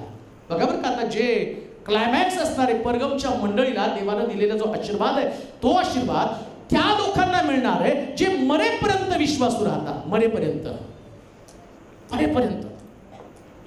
कोणाचाच काही विचार करू नका. तुमची जागा, त्या जागेवरती यायचं, तुमचं काम करून जायचं. आमेन म्हणाल का? गाणाऱ्याने गायचं, वाजवणाऱ्याने वाजवायचं, लिडिंग करणाऱ्याने लिडिंग करायचं, साक्ष देणाऱ्याने साक्ष द्यायची, साक्ष घेणाऱ्या लोकांनी साक्ष घ्यायची. आता खाली बसणारे लोक तिथं येशूला नावं ठेवतात, तुम्हाला ठेवणार नाही का? आणि आमच्याकडे काय असतं, एवढं करून सुद्धा लोक आम्हाला नावं ठेवतात. हा बंदच करतो बघा. नाही हो, ती जागा तोपर्यंत सोडू नका जोपर्यंत देव तुम्हाला मारत नाही. आमेन म्हणाल का? मारलं पाहिजे देव. देवाला पाहिजे, मला तुला इथून काढायचं ना, मग मारून टाक. याच नगर शहरामध्ये मला आठवतं एक पाळक होते, मी नाही नाव सांगतो, त्यांची स्टोरी मी ऐकली ज्यावेळेस मी नुकता कारणामध्ये आलो. एका मंडळीमध्ये ते काम करत होते आणि मग ते पाळक वयस्कर झाले. मग काही लोक आले आणि ते म्हटले, पाळक साहेब आता तुम्ही म्हातारे झाले, आता तुम्ही चर्च चालवू नका. खूप रडले. म्हटले नाही, मी प्रभूशी करार केलेला आहे, मरेपर्यंत ही जागा मी सोडणार नाही, देवाने मला मारूनच या ठिकाणातनं काढावं. आणि ते खूप रडले, खूप रडले. आणि मग मंडळी पण शांत झाली. एक दिवशी पुलपिटवर प्रीचिंग करता करता त्यांना मृत्यू आला, पण त्यांनी जागा सोडली. असं असतं सेवा. सेवा करताना भावूक होऊन सेवा करू नका, विश्वासामध्ये मजबूत राहून सेवा करा. मजबूत राहा. भावूक होऊन कोणतेच निर्णय घेऊ नका. तुमच्या भावना तुम्हाला नाशाकडे घेऊन जातील. पण जेव्हा तुम्ही इमोशनवरती विजय मिळवा, इमोशनवरती कंट्रोल करा स्वतःला. जेव्हा तुम्ही कंट्रोल कराल, विश्वासामध्ये टिकून राहाल, मजबूत तुम्ही सेवा कराल, आता त्याचं प्रतिफळ काय? वाचा बरं त्या ठिकाणामध्ये दोन गोष्टी, दोन आशीर्वाद त्या ठिकाणात सांगितले. मरेपर्यंत विश्वासू राहणारं चर्च, कधीच विश्वास सोडू नको. हा, काय म्हटलंय वाचा? जो विजय मिळवितो, म्हणजे भावनेवरती जो विजय मिळवतो त्याची साक्ष काय की कसल्याही प्रसंगामध्ये, कितीही त्रासामध्ये ते लोक देवाला दिलेली सेवा सोडत नाही. त्यांना दोन गोष्टी मिळणार आहे. काय हो? त्याला दुसऱ्या मरणाची बाधा होणारच नाही. दुसऱ्या मरणाची बाधा. आता दुसरं मरण प्रगटीकरण 20 अध्याय 12 ते 15 वचन वाचा. हा, दुसरा प्रगटीकरणाचं पुस्तक, दुसरं मरण 20 अध्याय 12 ते 15 वचन पटकन वाचा. दुसरं मरण सापडते का? प्रगटीकरण जुन्या करारात का नव्या करारात? त्याचे डोळे अग्नीच्या ज्वालेसारखे, अग्नीच्या ज्वालेसारखे आहेत व त्याच्या डोक्यावर पुष्कळ मुकुट आहे. त्याच्यावर एक नाव लिहिलेले आहे नाव लिहिलेलं आहे ते त्याच्या वाचून कोणालाही कळत नाही. रक्तात बुचकळलेले वस्त्र त्याने अंगावर घेतले आणि देवाचा शब्द हे नाव त्याला देण्यात आले होते. स्वर्गातील सैन्य पांढऱ्या घोड्यावरती बसून पांढरी व शुभ्र अशी तागाची तलम वस्त्र अंगावर घालून त्याच्या मागे चालत होते. त्याने राष्ट्रास मारावे म्हणून त्याच्या तोंडातून तीक्ष्ण धारेची तलवार निघते. तो त्यावर लोखंडी दंडानं अधिकार गाजवी आणि सर्व समर्थ देव याचा तीव्र क्रोधरूपी द्राक्षरसाचं कुंड तो तुडवितो. त्याच्या वस्त्रावर मांडीवर हे नाव लिहिले आहे. नंतर मी एका देवदूतास सूर्यात उभे राहिलेले मी पाहिले. तो अंतराळातील मध्यभागी उडणारा सर्व पाखरास उच्च वाणीने म्हणाला या देवाच्या मोठ्या जेवणावळी साठी एकत्र व्हा. राजाचे मांस 20वा अध्याय 12 पासून वाचलं का? प्रकटीकरण 20 14 वाचा आता. तेव्हा 12 वचन वाचा. 12 तेव्हा मृत झालेल्या लहान थोरांना मी राजा सणापुढे उभे राहिलेले पाहिले. त्यावेळी पुस्तके उघडली गेली. तेव्हा दुसरे एक पुस्तक उघडले गेले. ते जीवनाचे होते आणि त्या पुस्तकामध्ये जे लिहिले होते त्यावरून मृतांचा न्याय त्याच्या कृत्याप्रमाणे ठरविण्यात आला. तेव्हा समुद्रानं आपल्यामधील मृत मनुष्यास बाहेर सोडलं. मृत्यू व अधोलोक यांनी आपल्यातील मृतास बाहेर सोडले. आणि त्यांचा पाहा शब्द वाचा. आणि त्यांच्या कृत्याप्रमाणे प्रत्येकाचा न्याय ठरण्यात आला. तेव्हा मरण अधोलोक ही अग्नीच्या सरोवरात टाकली गेली. अग्नीचे सरोवर हे दुसरे मरण. आता त्याच्या कृत्याप्रमाणे न्याय होणार. आणि स्मरणा या ठिकाणच्या चर्चला तो काय म्हणतो, तुला दुसऱ्या मरणाची बाधा येणार नाही. आणि दुसऱ्या मरणाची बाधा म्हणजे अग्नीचं सरोवर म्हणजे नरक. बघा बरं का. आता एकच चर्च या चर्चला तो गॅरंटी देतो की तुम्ही सगळे स्वर्गामध्ये जाणार आहे. आणि ते चर्च कोणतं? स्मरणा चर्च. अग्नीचं सरोवर तुला मिळणार म्हणजे नरक नाही मिळणार. जगातलं प्रत्येक चर्च रविवारी एकत्र येतो कशासाठी? सगळ्याला स्वर्गात जायचं आहे. पण स्वर्गाचं राज्य तुमच्या कृत्यावरती अवलंबून आहे. तुम्ही काय कृत्य करता या कृत्यावरती तुम्हाला स्वर्ग मिळणार आहे. आणि स्वर्ग मिळण्यासाठी यांचं कृत्य कोणतं? स्मरणा चर्च. स्मरणा चर्चचं शिक्षण आम्ही घेत आहोत. यांना काय म्हटलं? तुम्हाला अधोलोकामध्ये किंवा तुम्हाला दुसरं मरण नाही. मग मंडळीतल्या प्रत्येक व्यक्तीनं जर स्वर्गामध्ये जायला पाहिजे, दुसरं मरण अग्नीचं सरोवर त्यांना मिळलं नाही पाहिजे, तर तुमचं कृत्य कोणतं? विश्वासूवर मरेपर्यंत विश्वासू राहणं. ज्या चर्चमध्ये मरेपर्यंत विश्वासू राहणारे लोक नाही, तुम्ही कशी काय अपेक्षा करता तुम्ही स्वर्गामध्ये जाणार आहे? कसं काय? आणि अजून एक गोष्ट तुम्हाला सांगतो. इथं तुम्ही चर्च बांधला, स्वर्गात कुठं 2 स्वर्ग आहे? अजून 3-4 स्वर्ग नाही. हा स्वर्ग नाही पटला मला, दुसरा स्वर्ग नाही. जरा दुसरा स्वर्ग तयार कर. तुझ्या बापाची पेट आहे तिथं.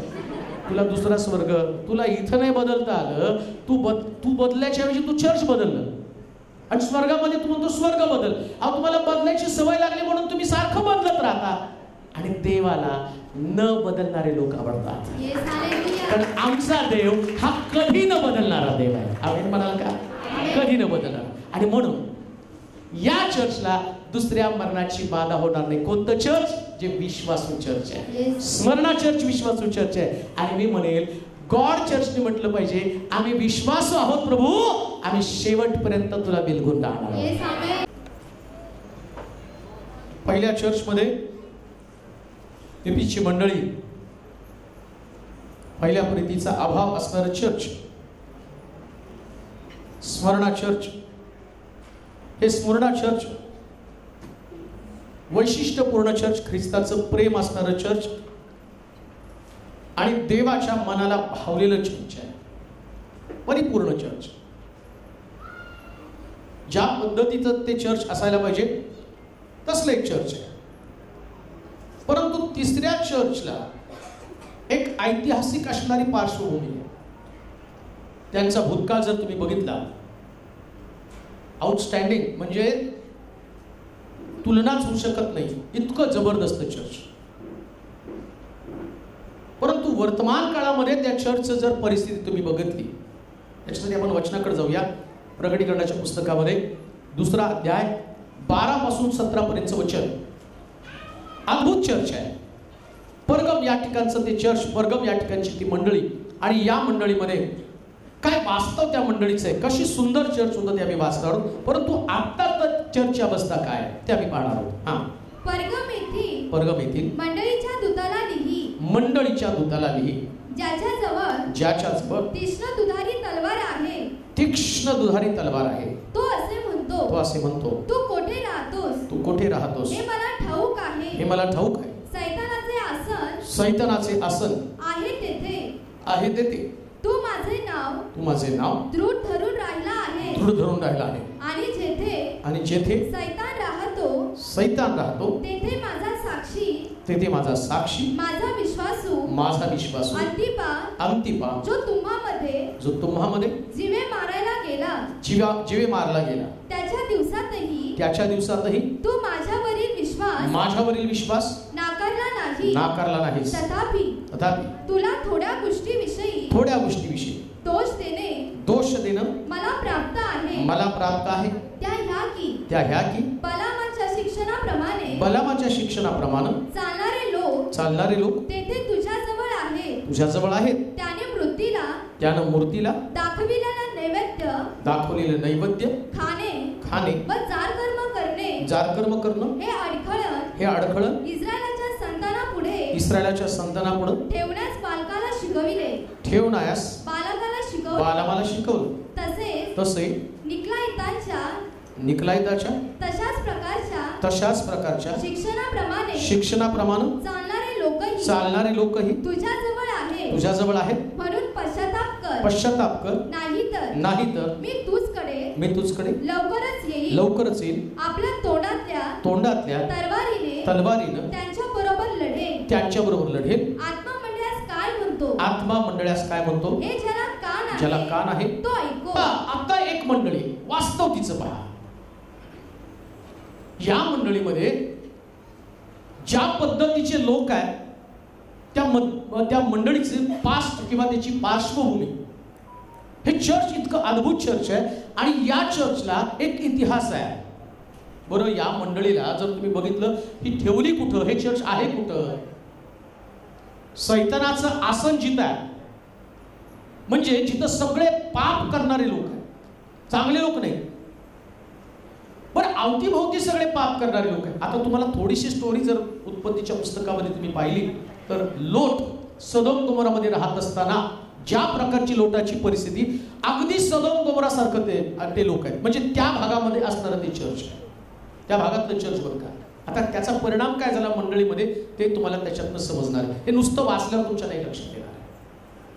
सैतानाचं आसन जिथं आहे किंवा अवतीभोवती सगळं सैतानी काम करणारे लोक आहेत. कुठलं पाप त्यांच्याकडे नाही असं नाही, सगळे पाप आहे त्यांच्या.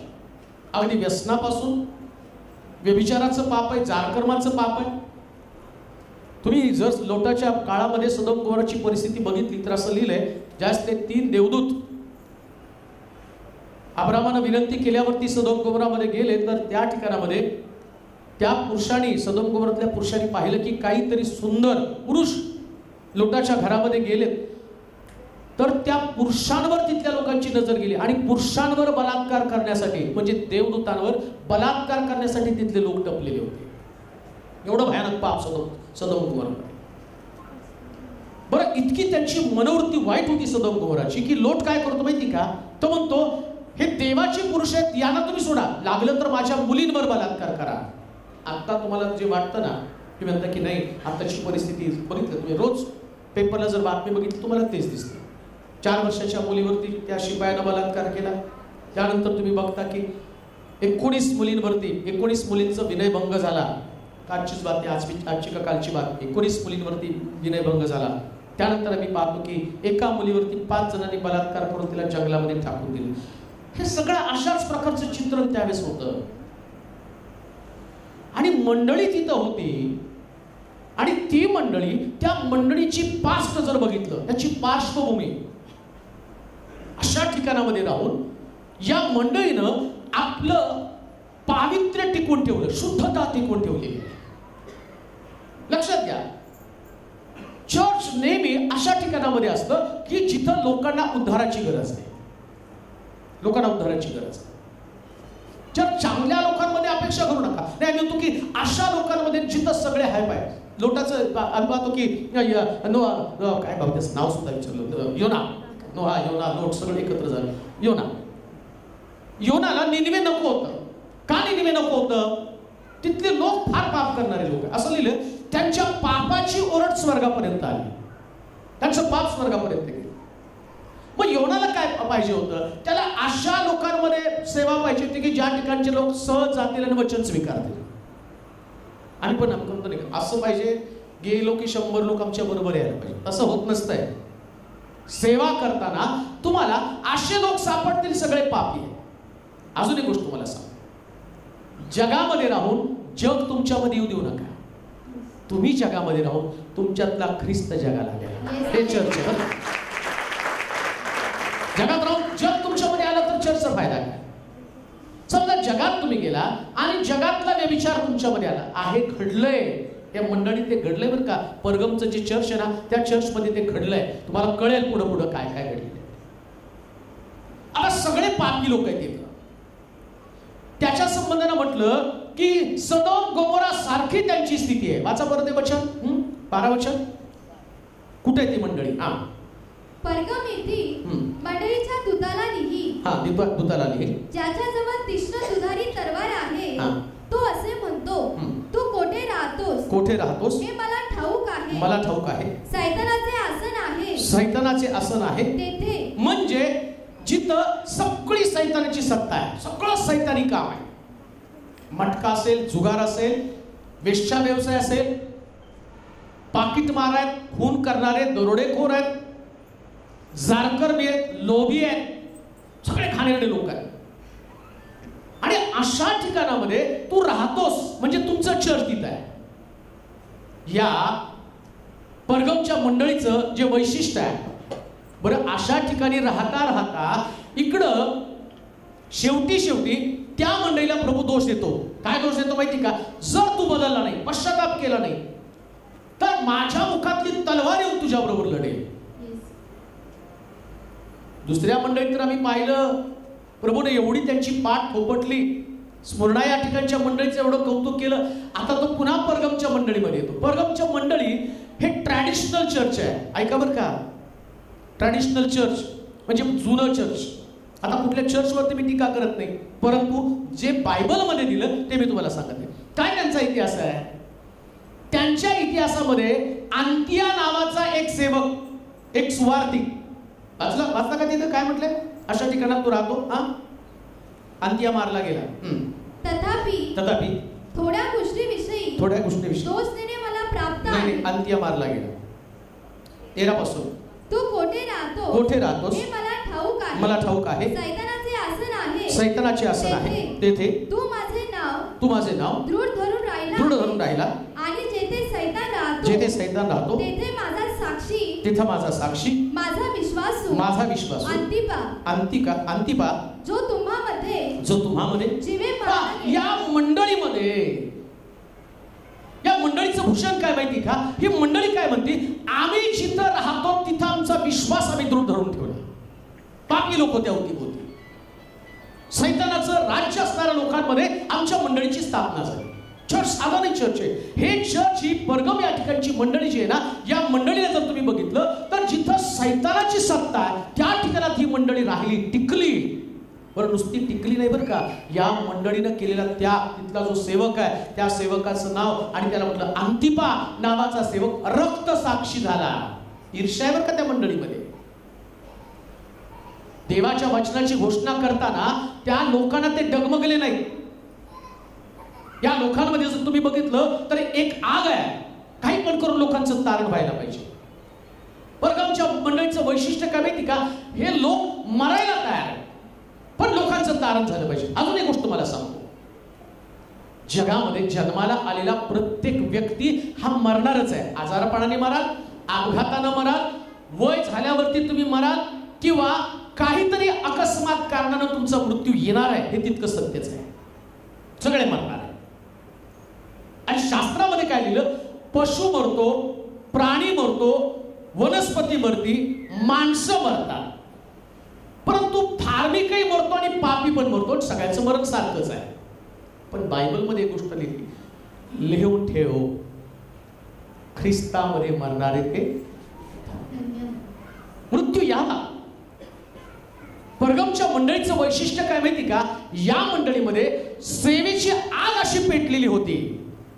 ते जगण्याचा विचार करत नव्हते, लोकांना जगवण्याचा विचार करतो, त्यांना ख्रिस्त दाखवण्याचा विचार करतो. कशासाठी जगता? परगम चर्च बना. या चर्च मध्ये जो अंतिपा आहे, हा अंतिपा रक्त साक्षी बनला. ख्रिस्तासाठी दुःख त्यानं सहन केलेलं आहे. अहो, स्वतःसाठी दुःख सहन करण्यामध्ये काय मजा आहे? परिवारासाठी मरण्यामध्ये काय मजा आहे? ख्रिस्त कुर्बान झाला अख्ख्या जगासाठी, ख्रिस्त मारला गेला अख्ख्या जगासाठी. तुम्ही तर जीवनाचा जगण्याचा विचार करत आहात. पण परगमचं चर्च आहे ना, ह्या चर्च मध्ये लोकांमध्ये एवढी आग होती, एवढी आग, एवढी आग, एवढ्या सगळ्या लोकांमध्ये असं लिहिलंय, अंतिपा मरण पावला पण तुम्ही विश्वास नाही तोडला. एक गोष्ट ध्यानात ठेवा बरं का, शास्त्रामध्ये काही गोष्टी जर तुम्ही त्याची सांगड घालला तर हे परगमचं चर्च किती अद्भुत चर्च आहे ते मी तुम्हाला सांगणार आहे. मला वाटतं थोडंसं दानियेलच्या पुस्तकामध्ये जाऊ द्या. दानियेलचं पुस्तक 3रा अध्याय आणि 14 पासून 22 पर्यंतची वचनं वाचा. दानियेलचं पुस्तक 3रा अध्याय 14 ते 22 पर्यंतची वचनं. दानियेलचं पुस्तक 3रा अध्याय. मोबाईल कोणाचा चालू जरा बंद करा. 3रा अध्याय वाचा 14 पासून. त्याच म्हणाला, अरे शद्रका, मेशका, अबेदनगो, तुम्ही माझ्या देवाची उपासना करीत नाही, माझ्या देवाची उपासना करीत नाही, व मी स्थापिलेल्या सुवर्णमूर्तीची पूजा करत नाही, असे तुम्ही मुद्दाम करता का? आता बासरी, सितार, सांगरी, वीणा, पुंगी वगैरे वाद्याचे ध्वनी ऐकतात का? मी केलेल्या मूर्तीपुढे तुम्ही साष्टांग दंडवत घालता तर बरे, नाही घातले तर तुम्हास धगधगीत अग्नीच्या भट्टीत ताबडतोब टाकण्यात येईल. माझ्या हातातून तुम्हास सोडवेल असा कोणता देव आहे? शद्रक, मेशक व अबेदनगो यांनी राजास उत्तर दिलं की महाराज या बाबतीत आपणाला उत्तर देण्याचे आमचे प्रयोजन दिसत नाही. ज्या देवाची आम्ही भक्ती करतो, उपासना करतो, तो आम्हाला धगधगीत अग्नीच्या भट्टीत तो आम्हाला भट्टीतनं सोडवेल. समर्थ आहे. महाराज तो आम्हास आपल्या हातून सोडवेल. ते कसे पण असो, पण महाराज हे आम्हास पक्के समजा की आम्ही आपल्या देवतांची उपासना करणार नाही, आणि आपण स्थापिलेल्या सुवर्णमूर्तीला दंडवत घालणार नाही. हे ऐकून नबुकदनेस्सर संतपला. शद्रक, मेशक व अबेदनगो यांच्या संबंधाने त्याची मुद्रा पालटली आणि त्याने आज्ञा केली की भट्टीत नेहमीपेक्षा 7 पट तप्त करा. तुम्हाला का वाचायला होतं माहिती का? त्या चर्च मधलं आणि विश्वासणारे त्या काळातले हे जे चर्च आहे, ज्या परगम या ठिकाणचं चर्च किती स्टँडर्ड चर्च होतं, पण त्याचं कसं पतन झालं हे अभ्यासणं फार गरजेचं आहे. शद्रक, मेशक, अबेदनगो यांच्या संबंधानं म्हटलं की ज्यावेळेस ते प्रभूची सेवा करत आहेत आणि ती सेवा करत असताना त्यांच्या समोर मूर्ती स्थापन केली. आता परगम या ठिकाणचं चर्च आत्मिक फार स्टँडर्ड चर्च आहे, एकदम हाय लेवलचं चर्च आहे. इथं ज्यावेळेस अंतिपाला हा समय आला की त्याला मारण्याचा समय आला, त्यावेळेस तो मारला गेला. पण शद्रक, मेशक या लोकांना, अबेदनगो या तिघांना मारण्याचा समय आला, त्यावेळेस देवाने त्यांना वाचवलं आणि लोकांनी विश्वास ठेवला. पण या ठिकाणची जी मंडळी, परगम या ठिकाणची मंडळी, यांच्या समोर अंतिपा मेला आणि तरी त्या मंडळीने विश्वास टिकवून ठेवला. लक्षात ठेवा, काही वेळेस तुम्ही अद्भुत साक्षी पाहता मग विश्वास ठेवता. तसं शद्रक, मेशक, अबेदनगोला भट्टीतनं देवानं काढलं, ही अद्भुत साक्ष आहे. राजानं चॅलेंज केलं, मूर्तीला नमन करा, दंडवत घाला. पहिला टप्पा फार सुंदर आहे. ज्या पहिल्या टप्प्यामध्ये यांनी दंडवत घातलं नाही आणि त्याला भट्टीमध्ये पडावं लागलं, ते भट्टीत पडले, परंतु प्रभूनं वाचवलं. मग अंतिपाच्या बाबतीमध्ये काय घडलं? हो, हा जो अंतिपा हा परगम या ठिकाणच्या मंडळीचा सभासद आहे, हा एक विश्वासणारा व्यक्ती आहे आणि आता तो मरायला लागला आणि देवाने त्याला मरू दिलं. बघा बरं का, हे जे परगमचं चर्च आहे, या चर्च मधली साक्ष काय? शद्रक, मेशक, अबेदनगोची साक्ष देवानं भट्टीत न काढलं, पण परगम मध्ये अंतिपा मरत आहे आणि देव त्याला मरू देतो, त्याला नाही वाचवलं देवानं. आणि वैशिष्ट्य काय माहिती का? हे मरण पाहिलं तरी लोकांनी विश्वास नाही सोडला. असं नाही म्हटले, अरे देवानं शद्रक, मेशक, अबेदनगोला वाचवलं आणि अंतिपा मरून गेला, आता आपण विश्वासापासून पळून जाऊ. या मंडळीला इतकी सुंदर अद्भुत पार्श्वभूमी आहे आणि त्या लोकांनी काय केलं? कठीण परिस्थितीमध्ये विश्वासात टिकून राहिले. कान देऊ नये का? बायबलच्या अनेक साक्षी तुम्ही अनुभवत असाल, पण त्या साक्षी तुमच्या जीवनात घडत नसतील, म्हणून पण देवावरचा विश्वास ठेवू देऊ नका. काही साक्षी अप्रतिम साक्षी, सगळ्या साक्षी तुमच्या जीवनात तशाच घडतील असं नाहीये. मला आठवतं ती गोष्ट, दिनाकरनची मुलगी अपघातामध्ये वारली आणि वारल्यानंतर दिनाकरन त्यास इतके फुल पावला होते आणि त्याने कितीतरी लोकांना जीवदान दिलं. अपघातामध्ये मुलगी मेली आणि मुलगी मेल्यावर त्याला असं वाटलं मी मेलेल्या लोकांना जीवदान दिलेलं आहे. त्यांनी मुलीचं प्रेत घरी आणलं, सगळ्याला सांगून ठेवलं. देवाने मला सांगितलं 3 दिवसात मुलगी उठणार आहे. आणि ते पेपरला बातमी आली, दिनाकरन असं चॅलेंज करतात 3 दिवसात. सगळे मीडियावाले तिथं जमा झाले, 3 दिवसांनी वाट बघायला. 3 दिवस झाले मुलगी उठायला तयार नाही. दिनाकरन घाबरले, रूममध्ये गेले, प्रार्थना करायला लागले.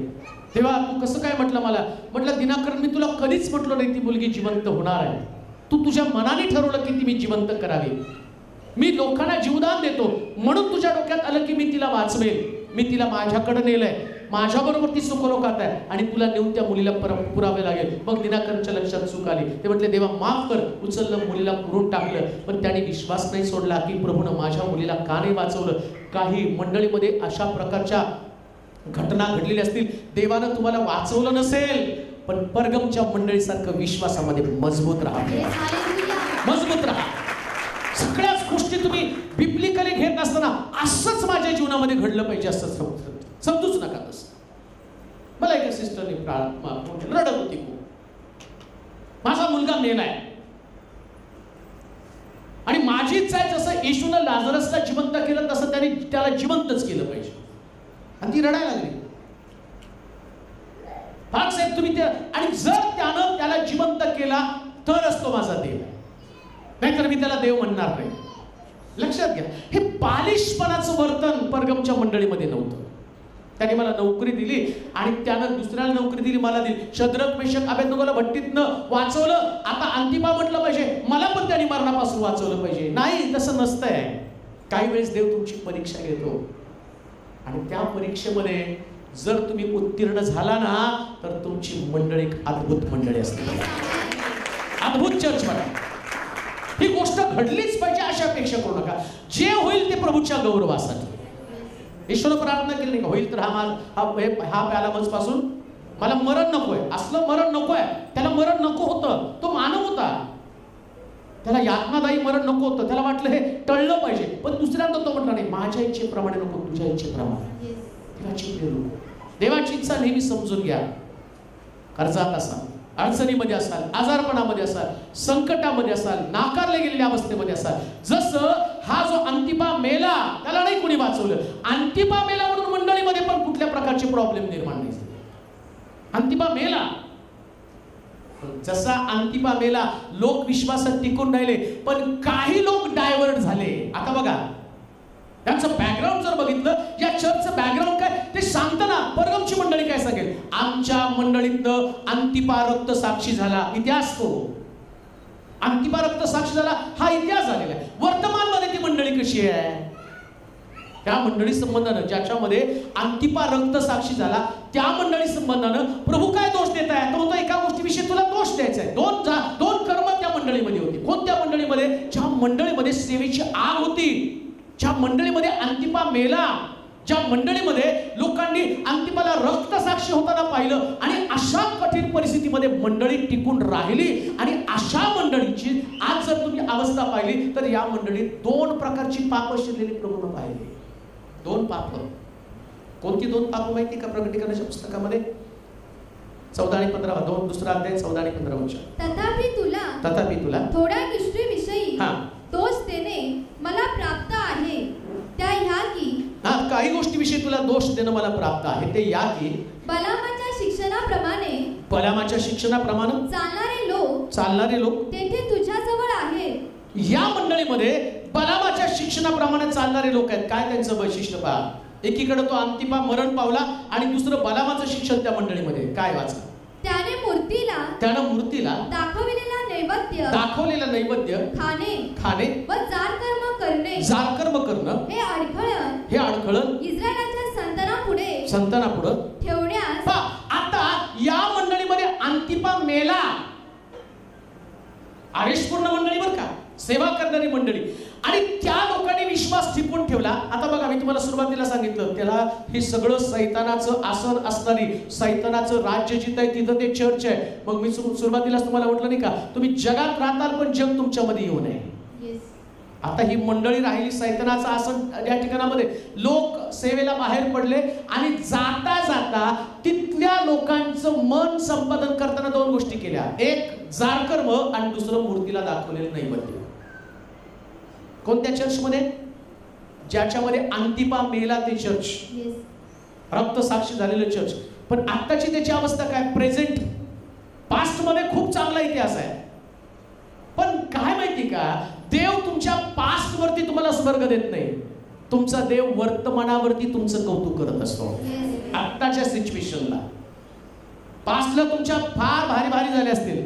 बऱ्याच ठिकाणी सांगतात आम्ही येऊन गेले, काही ठिकाणात गेलं ते या आमच्या चर्चमध्ये साधू सुंदर सिंग येऊन गेले. मग ते बिचारे मेले, गायब झाले, कुठे गेले माहित नाही, सेवा त्याने केली. आता प्रेझेंट काय? बऱ्याच ठिकाणामध्ये गेलं तर आमच्या चर्चमध्ये पूर्वी असं होतं. अरे ठीक आहे, असं होतं. आता काय? आता जर तुम्ही बघितलं तर मूर्तीला दाखवलेलं नैवेद्य खात आहे. ऐका बरं का, काय ते कुठलं चर्च ज्याच्यामध्ये अंतिपा रक्त साक्षी झाला, आणि त्या चर्च मध्ये आता काय? नैवेद्य. 10 आज्ञातली आज्ञा काय? आपल्यासाठी कोणी मूर्ती करू नको, तिच्या पाया पडू नकोस. ती आज्ञा आहे का नाही? पण आज पण तुम्ही बघितलं तर चर्चेस मध्ये मूर्ती आहे. चर्च मध्ये मूर्ती आहे, आणि बऱ्याच ठिकाणात गेला तर तिथं येशूचा पण प्रसाद आहे. आणि आपल्याकडे तर भरपूर येतो नगरमध्ये, नाही येतो प्रसाद. आणि पास्ट काय? अंतिपा रक्त साक्षी झाला, आणि प्रेझेंट काय? मूर्तीला दाखवलेलं नैवेद्य. अजून एक गोष्ट तुम्हाला सांग. करंथीकरांचं पहिलं पत्र 8वा अध्याय 4 ते 6 वचन वाचा. पहिले करंथीकरांचं पत्र 8वा अध्याय 4 ते 6 वचन. काय बायबलची शिकवण आहे पहा. आता मूर्तीला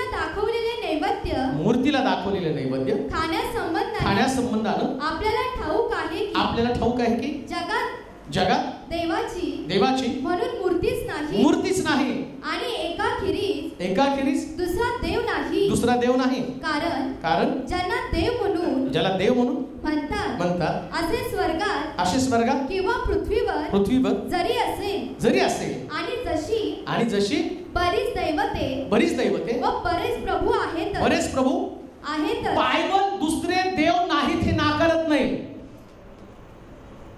काय सांगितलं तिथं? दुसरे देव आहेत आणि प्रभू पण आहे. बायबल नाकारत नाही बरं का. माझ्या समोर तुला अन्य देव म्हणजे अन्य देव आहे की नाही? अन्य देव आहे का नाही? आहे देव, पण तो माझ्या समोर तुला दुसरा देव नको आहे. आता तुम्ही वाद पण घालत बसायचं नाही, तो देव नाही. बायबल सांगतं ते देव आहेत, पण आपल्या देवाचं वैशिष्ट्य काय? तो देवांचा देव आहे, राजांचा प्रभूंचा म्हणजे तो सर्वोच्च आहे.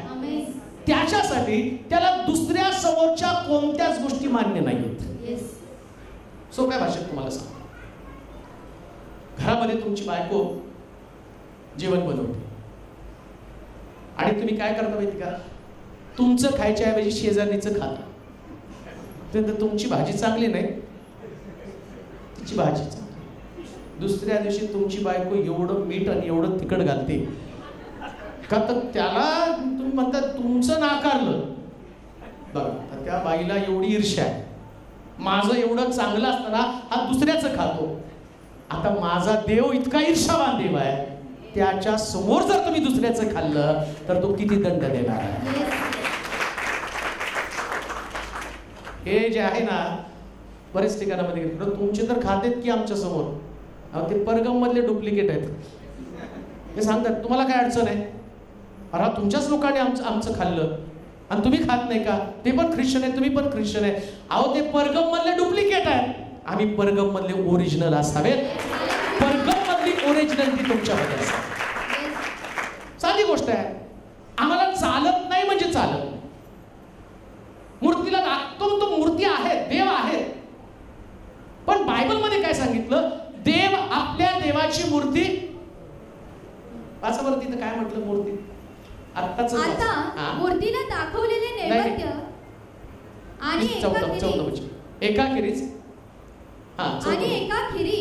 दुसरा देव नाही कारण ज्यांना देव म्हणून म्हणतात असे स्वर्गात किंवा पृथ्वीवर जरी असेल आणि जशी बरीच दैवते व बरेच प्रभू आहेत तरी आपला एकच देव म्हणजे पिता आहे. त्याच्यापासून अवघे झाले व आपण त्याच्यासाठी आहोत. कुणासाठी आहोत आपण? त्याच्यासाठी. मग त्याच्या आता परगमची मंडळी सुरुवातीला खूप छान होती.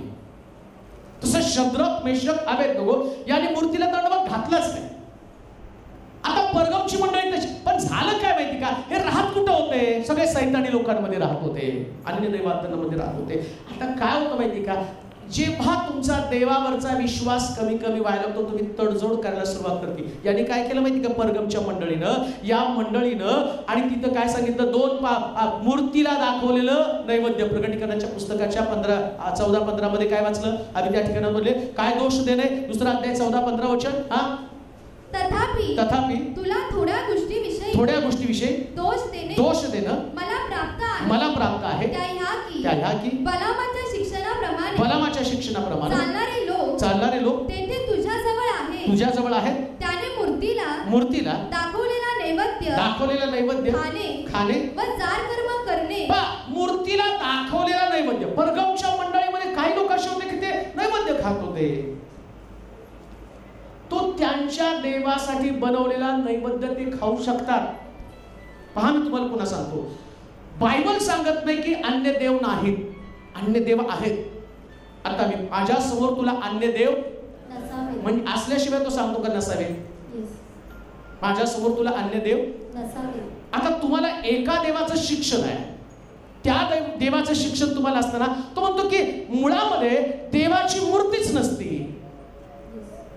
मूर्ती नाहीच आहे देव. आमचा देव मूर्तीमध्ये राहत नाही. मग कुठं राहतो? तुझं शरीर राहतो कुठं? देव आपल्या कुठं राहतो? आपल्या शरीरात राहतो, मूर्तीमध्ये नाही राहत. पण आम्हाला प्रॉब्लेम काय माहिती का, आम्हाला त्याला घेऊन फिरायचं नसतं ना. आता समजा देवाला मूर्तीमध्ये जर ठेवलं, आता बायबलचा देव मूर्तीमध्ये का राहत नाही माहिती का?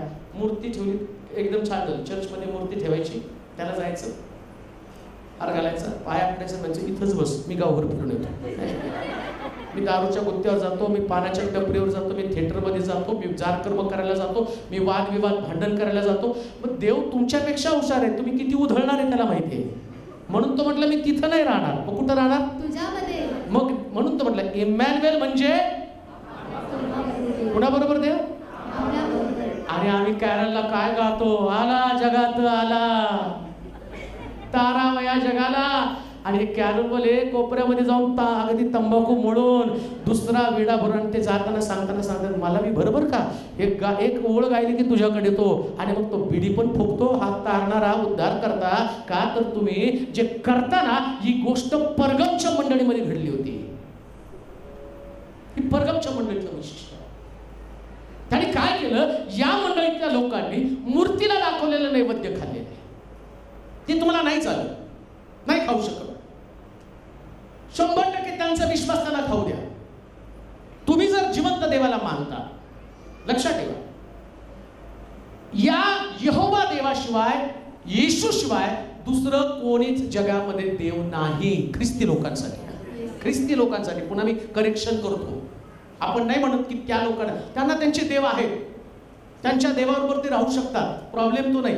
तुम्ही एक तत्व स्वीकारता, तुम्हाला प्रिन्सिपल आहे, तुम्हाला माहिती आहे, तुम्ही ख्रिस्ताला स्वीकारलं, तुम्ही बायबल फॉलो करता. बायबल फॉलो करणाऱ्याला ते चालत नाही. परगमच्या मंडळीचं नाश होण्याचं कारण काय? 2 कारण. एक तर ते मूर्तीला दाखवलेलं नाही. कोण? ज्यांच्यामध्ये अंतिपार रक्त साक्षी झाला. म्हणून लक्षात घ्या, ज्या चर्चमध्ये अशा टाईपचे लोक असतात, पुन्हा मी तुम्हाला सांगतो बरं का, मला बरेच लोक फोन करून जसं काय, अळक साहेब आम्ही ख्रिस्ताला स्वीकारले, असं झालंय तसं झालंय, पण आता धान्याचं जेवण खायचं का नाही, 40 खायचं का नाही झालं. माझी परमिशन घेऊन मला नारकट टाकायला लावता ना. म्हणजे मी त्यांना सांग, नाही तुमचा विश्वास आहे, मग तुम्ही खाल्लं तर बघा, नाही खाल्लं तर. मी म्हटलं खायचं नाही, तुम्हाला माहिती आहे ना खायचं नाही. हो माहिती हो खायचं नाही, पण एकदा तुमचं मत का, मी माझं वेगळं मत मांडतो तुम्हाला. म्हणजे सिस्टर तुम्ही खूप चांगल्या तमकात नाही हो, परगम बनू नका. बनायचं तर स्मरणा बना, देवाच्या वचनाप्रमाणे. काय नसतं, जायचं नाही, काय नसतं. 40 वेळेला बोलवलं जेवायला, कुठलं आल्या हो, कुठलं 40वा? आता सगळे बस, पण म्हणून तर द्या 40वा कधी आहे?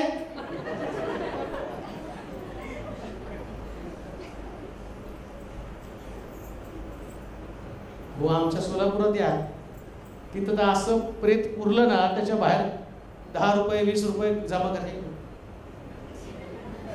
त्याला विचार, त्याला जिथून आणलं तिथून ते मेलं की तिथं 10 रुपये 20 रुपये 2 रुपये 3 रुपये जमा करायचे. त्याला मग ते बुंदी ना, काय ते बुंदी खारा, त्याच्या घरात मेलं, त्याच्या घरामध्ये बुंदी खारा द्यावा लागतं त्याला.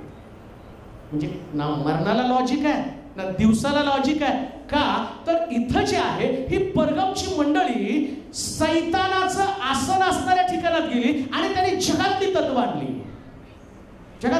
त्यांनी प्रिन्सिपल आणले. ते कुठंच बायबलमध्ये येते. कडू घास, आणि आता कडू घासला दालच्या, पहिले आमटी तर देत होते, आणि आमच्या सोलापूरच्या तर खिमा देते तो. फार डेंजर लोक आहेत. आणि कडू घास असा खिमा दिला तर असं वाटतं रोज घरात कोणतरी मारावं, नाही का? प्रॉब्लेम काय? परगम जिथं राहतं तिथल्या सगळ्या चालीरीती त्यांच्यामध्ये आल्या. सैतानाच्या ठिकाणामध्ये ते राहतं जिथं सैतानाचं आसन आहे. तुम्ही जगात राहाल, पण जगाला तुमच्यातला जिवंत देवच दिसला पाहिजे. नो कॉम्प्रोमाइज, तडजोड नाही. आणि अजून एक गोष्ट मला सांग, याच्यासाठी ऐका बरं का, रक्त साक्षी जो झाला ना, हा जो रक्त साक्षी रक्तसाक्षी अंतिपा रक्तसाक्षी झाला का माहिती का? याला ही तत्व मान्य नव्हती हो, त्याला ते स्वीकारलं नाही. तो म्हटलं नाही, शद्रक मेशक अबेदnego त्याने म्हटलं आम्ही भट्टीत पडू. तो पडला भट्टीमध्ये आणि अंतिपा मेला, पण त्यानं त्या गोष्टी स्वीकारल्या नाही. पण अंतिपाचं मरण पाहिल्यावर बाकीचे लोक काही दिवस टिकून राहिले, पण कालांतरानं त्यांच्यामध्ये हे स्वभाव आले. कोणते? देवाला जे पसंत पडत नाही ते खायला लागले. ऐका, जगात अन्य देव आहे, पण तुमच्यासाठी एकच देव आहे. पुन्हा मी तुम्हाला सांगतो, हे पहिलं कारण. आणि दुसरं कारण, दुसरी जे त्यांच्यामध्ये असणारा दोष, एवढं सगळं बलिदान देऊन सुद्धा, ऐका, माझ्या मंडळीमध्ये, माझ्या चर्चमध्ये काही अद्भुत साक्षी घडल्या असतील, पण तुम्ही जगामध्ये जाऊन लोकांची मर्जी सांभाळण्याचा प्रयत्न करू नका. तिथे कॉम्प्रोमाइज करू नका. ती तर संधी तुम्हाला देव दाखवायचं की तुमच्या देवाला हे चालत नाही. देव मूर्तीमध्ये नाही, लक्षात घ्या. कधीच देव मूर्तीमध्ये राहत नाही. आणि तुमच्या घरात पण ती नको आहे, नाही आवडत. वर आकाशात, खाली पृथ्वीवर, पृथ्वी खालच्या जलातली कशाची प्रतिमा करू नको, स्त्रीची करू नको, माशाची सुद्धा करू नको. पण तरी सुद्धा घरामध्ये प्रतिमा आहे. प्रतिमा म्हणजे फोटो सुद्धा चालत नाही बरं का. फोटो सुद्धा चालत नाही, पण आहेत. सुरुवात सैतान कुठंतरी थोडंसं एक बघतो, एक त्याला चान्स असतो नाही का. त्या हवेला तरी बागेमध्ये विचारलं, काय तुला सांगितलं का कुठल्या झाडाचं फळ? ते मधल्या झाडाचं फळ खाऊ नको. त्याला स्पर्श, एकच शब्द वापरला तरी, स्पर्श. एक तुमच्या घरात कब्जा मिळवण्यासाठी त्याला एकच गोष्ट पुरेशी आहे.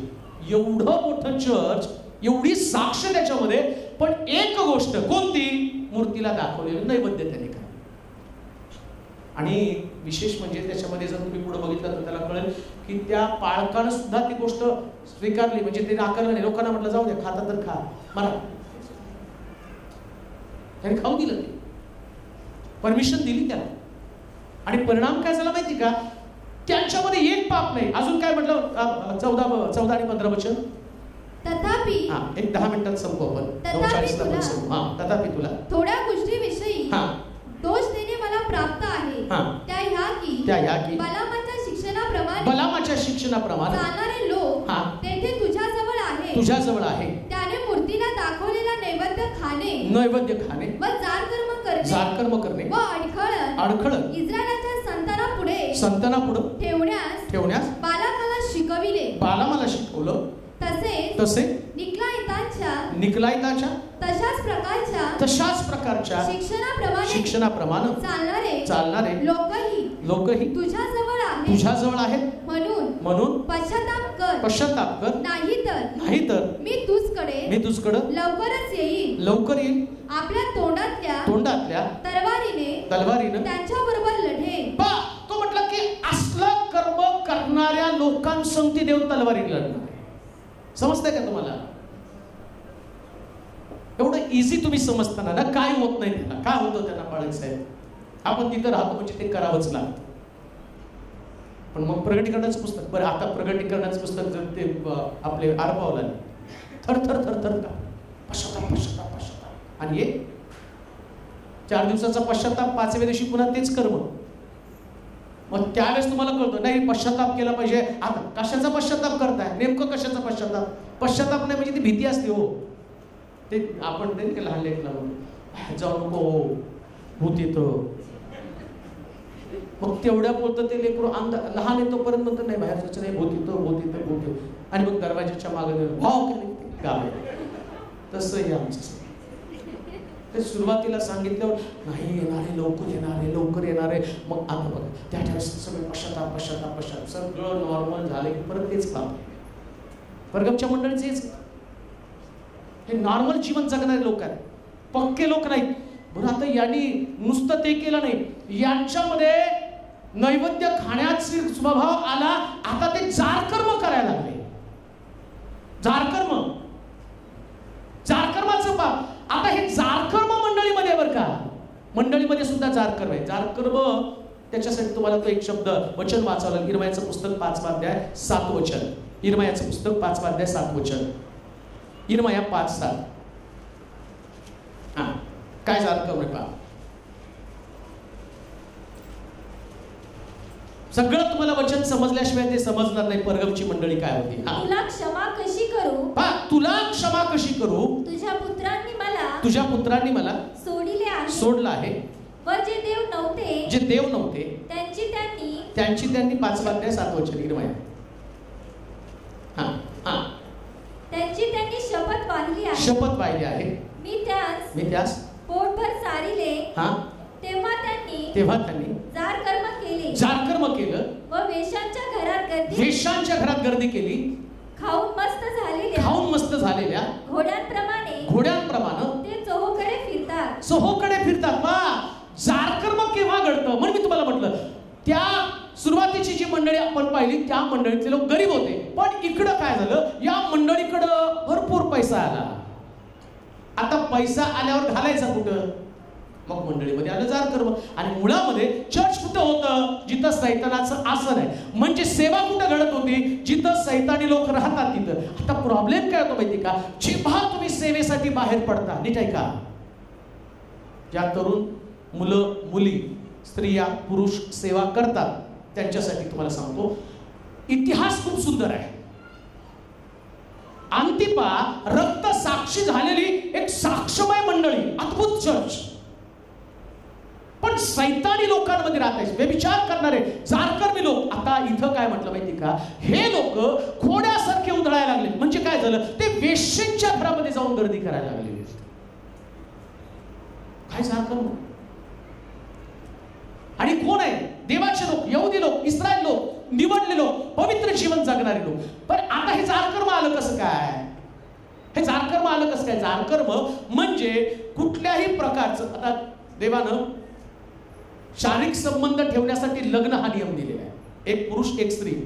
तुम्हाला हे आत्मिक जे शिक्षण आहे, हे शिक्षण म्हणजे तुम्हाला नुसतं प्रार्थना, त्यानंतर नुसतं विश्वास, नुसतं गाणे गाणं, हे आत्मिक जीवन नसतं. आत्मिक जीवन म्हणजे प्रॅक्टिकल लाईफ. तुमचं शुद्धता पवित्रता कशी जपावी याच्या संबंधीचं बायबल आहे. आणि त्याच्यामध्ये तुमची शुद्धता किंवा तुम्ही भ्रष्ट कसा होता, शमशोन कसा भ्रष्ट झाला, वेश्येच्या मागे लागला. दलीला ही कोण आहे, वेश्या आहे, वेश्या कर्म करणारी. मग एवढा अभिषेक असणारा शमशोन दलिलीच्या मांडीवरती झोपला आणि त्याच्या बटा काढल्या, त्याचा पण अभिषेक निघून गेला. मंडळीमध्ये सुद्धा जेव्हा एखादा व्यक्ती सेवेसाठी येतो, तर त्या सेवेकारीला किंवा त्या सेवकाला, त्या व्यक्तीला, त्या मुलीला, त्या स्त्रीला, त्या पुरुषाला सेवेमधनं पाडावं याच्यासाठी ज्या ठिकाणात तुम्ही सेवा करता, तो सैतानाचं आसन आहे. जगात सगळीकडे सैतानाची सत्ता आहे. आता समजा एका ठिकाणात तो गेला, ऐका बरं का, येशू ख्रिस्ताला कोणी धरून दिलं, कोणी दिलं, कोण होता यहुदा, कोणाचा शिष्य होता. आता येशूची निवड चुकली का, यहुदांनी धरून दिलं तर येशूची निवड चुकली म्हणावं लागेल. मग येशूची निवड, पण काम कोणी केलं, सैतान त्याच्यामध्ये शिरला. आता तिथं येशूला यहुदानं धरून दिलं. कोणी धरून दिलं, एक भाऊ एका घरात प्रार्थनेला जातो, येशूच्या शिष्यामध्ये सैतान शिरतो, त्या घरातल्या स्त्रीमध्ये सैतान शिरणार नाही, त्या बहिणीत सैतान शिरणार नाही. प्रॉब्लेम काय, सैतान जागा शोधतो ना. कोणतं घर साफसूफ आहे, शमशोनाकडे बट आहे, सैतानाकडे दलील आहे. येते काय लक्षात तुमच्या, शमशोनाकडे जर बट आहे तर सैतानाकडे काय दलील आहे. आणि देवाला एक माहितीये, देव मंडळी कधी सोडतो माहिती का, दोन गोष्टी. देव ईर्ष्यावान आहे. एक तर त्याला अपवित्रता चालत नाही, अशुद्ध जीवन. जेव्हा मंडळीमधले तरुण ऐका बरं का, ही गोष्ट तुम्हाला अगदी मी ओपनली सांगतो, कोण सांगणार नाही पण मी सांगतो. ते काय होतं माहिती का, आत्ता सैतानानं गव्हर्नमेंटचाच ताबा घेतलेला आहे. कुणाचा हो, गव्हर्नमेंटनी विदाऊट लग्न एकत्र राहू शकतात ते परमिशन दिलेली, ग्रँटेड. एक मुलगा मुलगी त्यांनी विदाऊट लग्न एकत्र राहण्याची परवानगी त्यांनी दिली. तेवढे लग्न करायलाच पाहिजे असं नाही. त्याच्यानंतर तुम्हाला 4 वर्षाने 10 वर्षाने लग्न करायचं तर करा, नाहीतर सोडून द्या. आणि याला जारकर्म म्हटलेलं आहे. लग्न न करता पती पत्नी सारखे संबंध प्रस्थापित करणं, शारीरिक आकर्षण ज्याच्यानं शुद्धता निघून जाते, किंवा एखादा व्यक्ती लग्न करतो पण तो आपल्या पत्नीविषयी किंवा आपल्या पतीविषयी ते समाधानी नाहीयेत आणि त्याला एक शारीरिक आकर्षण निर्माण होतं, हे जारकर्म आहे. ते विचार आणि जारकर्म ही दोन पातक आहे. आणि लक्षात घ्या, तुम्ही म्हणता की नाही ती आमची शारीरिक भूक आहे. मग आता एक वचन वाचा म्हणजे त्याचा समारोप आपल्याला करता येईल, की जेणेकरून या मंडळीची जी शिकवण करंथीकराचं पहिलं पत्र 7वा अध्याय 2 ते 4 वचन, करंथीकराचं पत्र पहिलं पत्र 7वा अध्याय 2 ते 4 वचन. तरी पण जारकर्मे होत आहे, जारकर्मे होत आहे, म्हणून प्रत्येक पुरुषाला स्वतःची पत्नी असावी आणि प्रत्येक स्त्रीला स्वतःचा पती असावा. पतीनं पत्नीला तिचा हक्क द्यावा आणि त्याप्रमाणे पत्नीनं सुद्धा पतीला द्यावा. म्हणजे एक स्त्री लग्न करते तर ती आपल्या शरीराचा हक्क आपल्या पतीला देते, आणि एक पुरुष एका स्त्रीशी लग्न करतो तर तो आपल्या शरीराचा हक्क तिला देतो. म्हणजे आता ती स्त्री आपलं शरीर दुसऱ्याच्या स्वाधीन करू शकत नाही, आणि तो पुरुष आपलं शरीर दुसऱ्या पत्नीच्या स्त्रीच्या स्वाधीन करू शकत नाही. बायबल काय सांगतं, या ठिकाणची परगम या ठिकाणची जी मंडळी आहे, या मंडळीमध्ये या प्रकारचं जारकर्म चाललं. म्हणजे काय माहिती का, त्या ठिकाणचा पुरुष दुसऱ्या स्त्रीशी संबंध ठेवतो, ती त्याची बायको दुसऱ्या पुरुषाशी संबंध ठेवतो, आणि अशा प्रकारे त्या मंडळीला इतका मोठा इतिहास ऐका,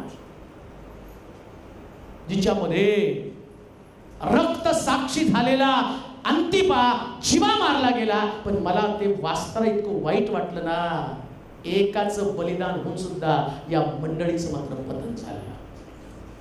का तर फक्त शारीरिक लालसा, का तर फक्त जारकर्म.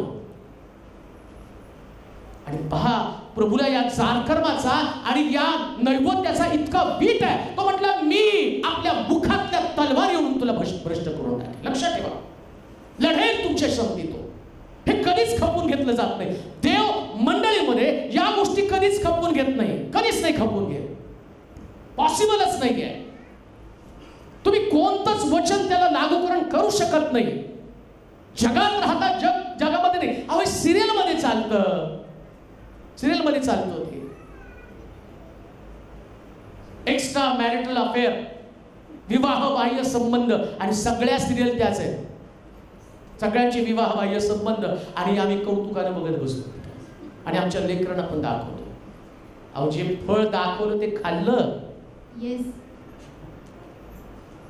सैतानानं फळ दाखवलं, आता पण फळ दाखवत आहे, आणि ते तुम्ही पाहता आणि तुम्हाला ते फार सुंदर वाटतं, आणि तुम्ही त्याची एवढी चव घेता, आणि तुम्ही त्याची चर्चा पण करता, आणि त्याच्यामध्ये तुम्हाला इंटरेस्ट पण वाटतो, आणि तुम्ही प्रार्थना पण करता, आणि तुम्ही त्या लक्षात ठेवा.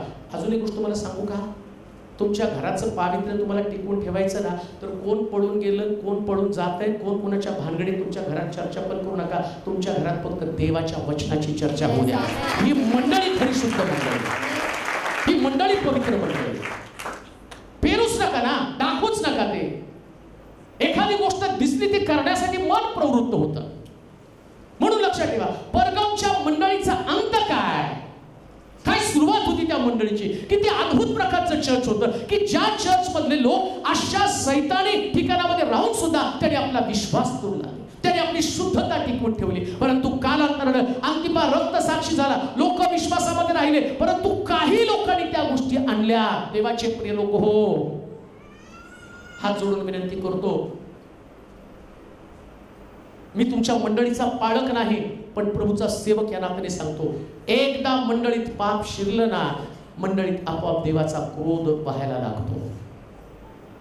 नाही इथली उपासना, नाही इथली आराधना, ना तुमचा त्याग, ना तुमचं जसं अंतिपा मरण पावला, रक्त साक्षी झाला, पण प्रभूनं ती पण गोष्ट ध्यानात नाही घेतली. अरे अंतिपा या चर्च मधनं मोडून पावला नाही. तो म्हटला काही लोक आहेत तसे, आणि मग तो म्हणतो आता तलवारीने मी त्यांच्या संगती लढेल. तलवार लढणार का देऊ नाही का? जेव्हा देवाची तलवार मंडळीमध्ये फिरू लागते ना, त्या मंडळीमध्ये मृत्यू प्रवेश करत असतो. मृत्यू आणि मरण हे मंडळीच्या साठी कधीच घुसणावं नसतं. आमचे तरुण जर अशाच प्रकारचं कुकर्म करून जर रस्त्यावरती मरून पडत असतील, नाना प्रकारचे आजारपणाने ते मरत असतील, लक्षात ठेवा देव सगळ्या गोष्टी खपवून घेतो, म्हणजे या दोन गोष्टी कधीच खपवून घेत नाही. कोणत्या दोन गोष्टी माहिती का? एक, माझ्या समोर तुला अन्य देव नसावा, आणि दुसरं जार कर्म. ह्या दोन गोष्टी देव कधीच खपवून घेत नाही. आणि दोन्ही गोष्टी तुमच्यामध्ये मरण आणतात, दोन्ही गोष्टी तलवार तुमच्यामध्ये आणतात. म्हणून परगम या ठिकाणच्या चर्चला त्यांची सुरुवात खूप छान होती, पण अंतिम समयाला प्रभू त्यांच्याकडे पाहताना प्रभूला वाईट वाटलं, आणि तो काय म्हणतो माहिती का? अरे या मंडळीमध्ये मूर्तीला दाखवलेलं नैवेद्य आणि जारकर्म या दोन पातकांमुळे या मंडळीला मी उद्ध्वस्त करून टाकत आहे. मंडळी उद्ध्वस्त होऊ देऊ नका. मी तुम्हाला सांगतो, हा जो तुमच्यातला अभिषेक आहे ना, तो फक्त पावित्र्यामुळे टिकून राहतो. पावित्र्यामुळेच टिकतो बरं का अभिषेक. दलीला जास्त काळ तुम्हाला त्या बटा तुमच्या डोक्यावर ठेवू देणार नाही. एक ना एक दिवस बलीला तुमच्या डोक्यावरच्या बटा काढणार आहे.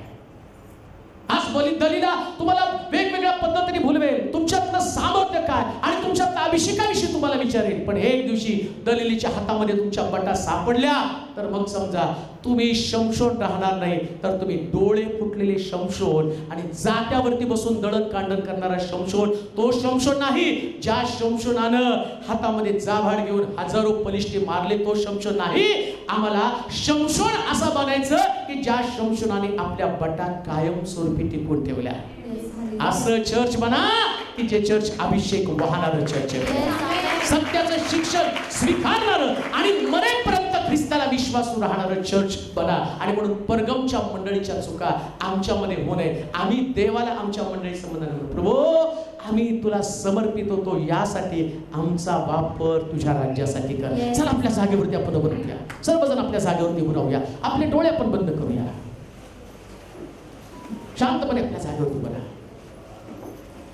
ओ रबाशाकारामस, बोलू नका एकमेकांसंग, थोडंसं आत्मपरीक्षण करू. प्रभूचं वचन आमच्याकडे आलेलं आहे, आम्ही कशा प्रकारचे लोक आहोत. आज परगम चर्च अद्भुत गवाही, इतकी सुंदर साक्ष त्यांच्या चर्चमध्ये. अंतिपा रक्त साक्षी झाला, अंतिपा रक्त साक्षी झाला. तुम्ही फार मोठ्या साक्ष्या ऐकल्या असतील.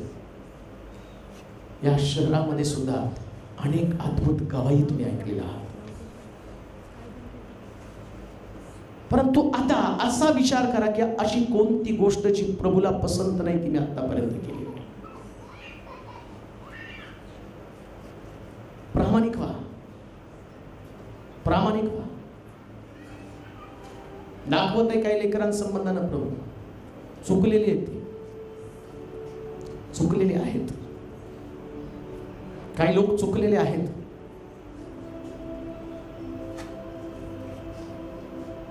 चुका तुम्हाला परवडणाऱ्या नाहीत,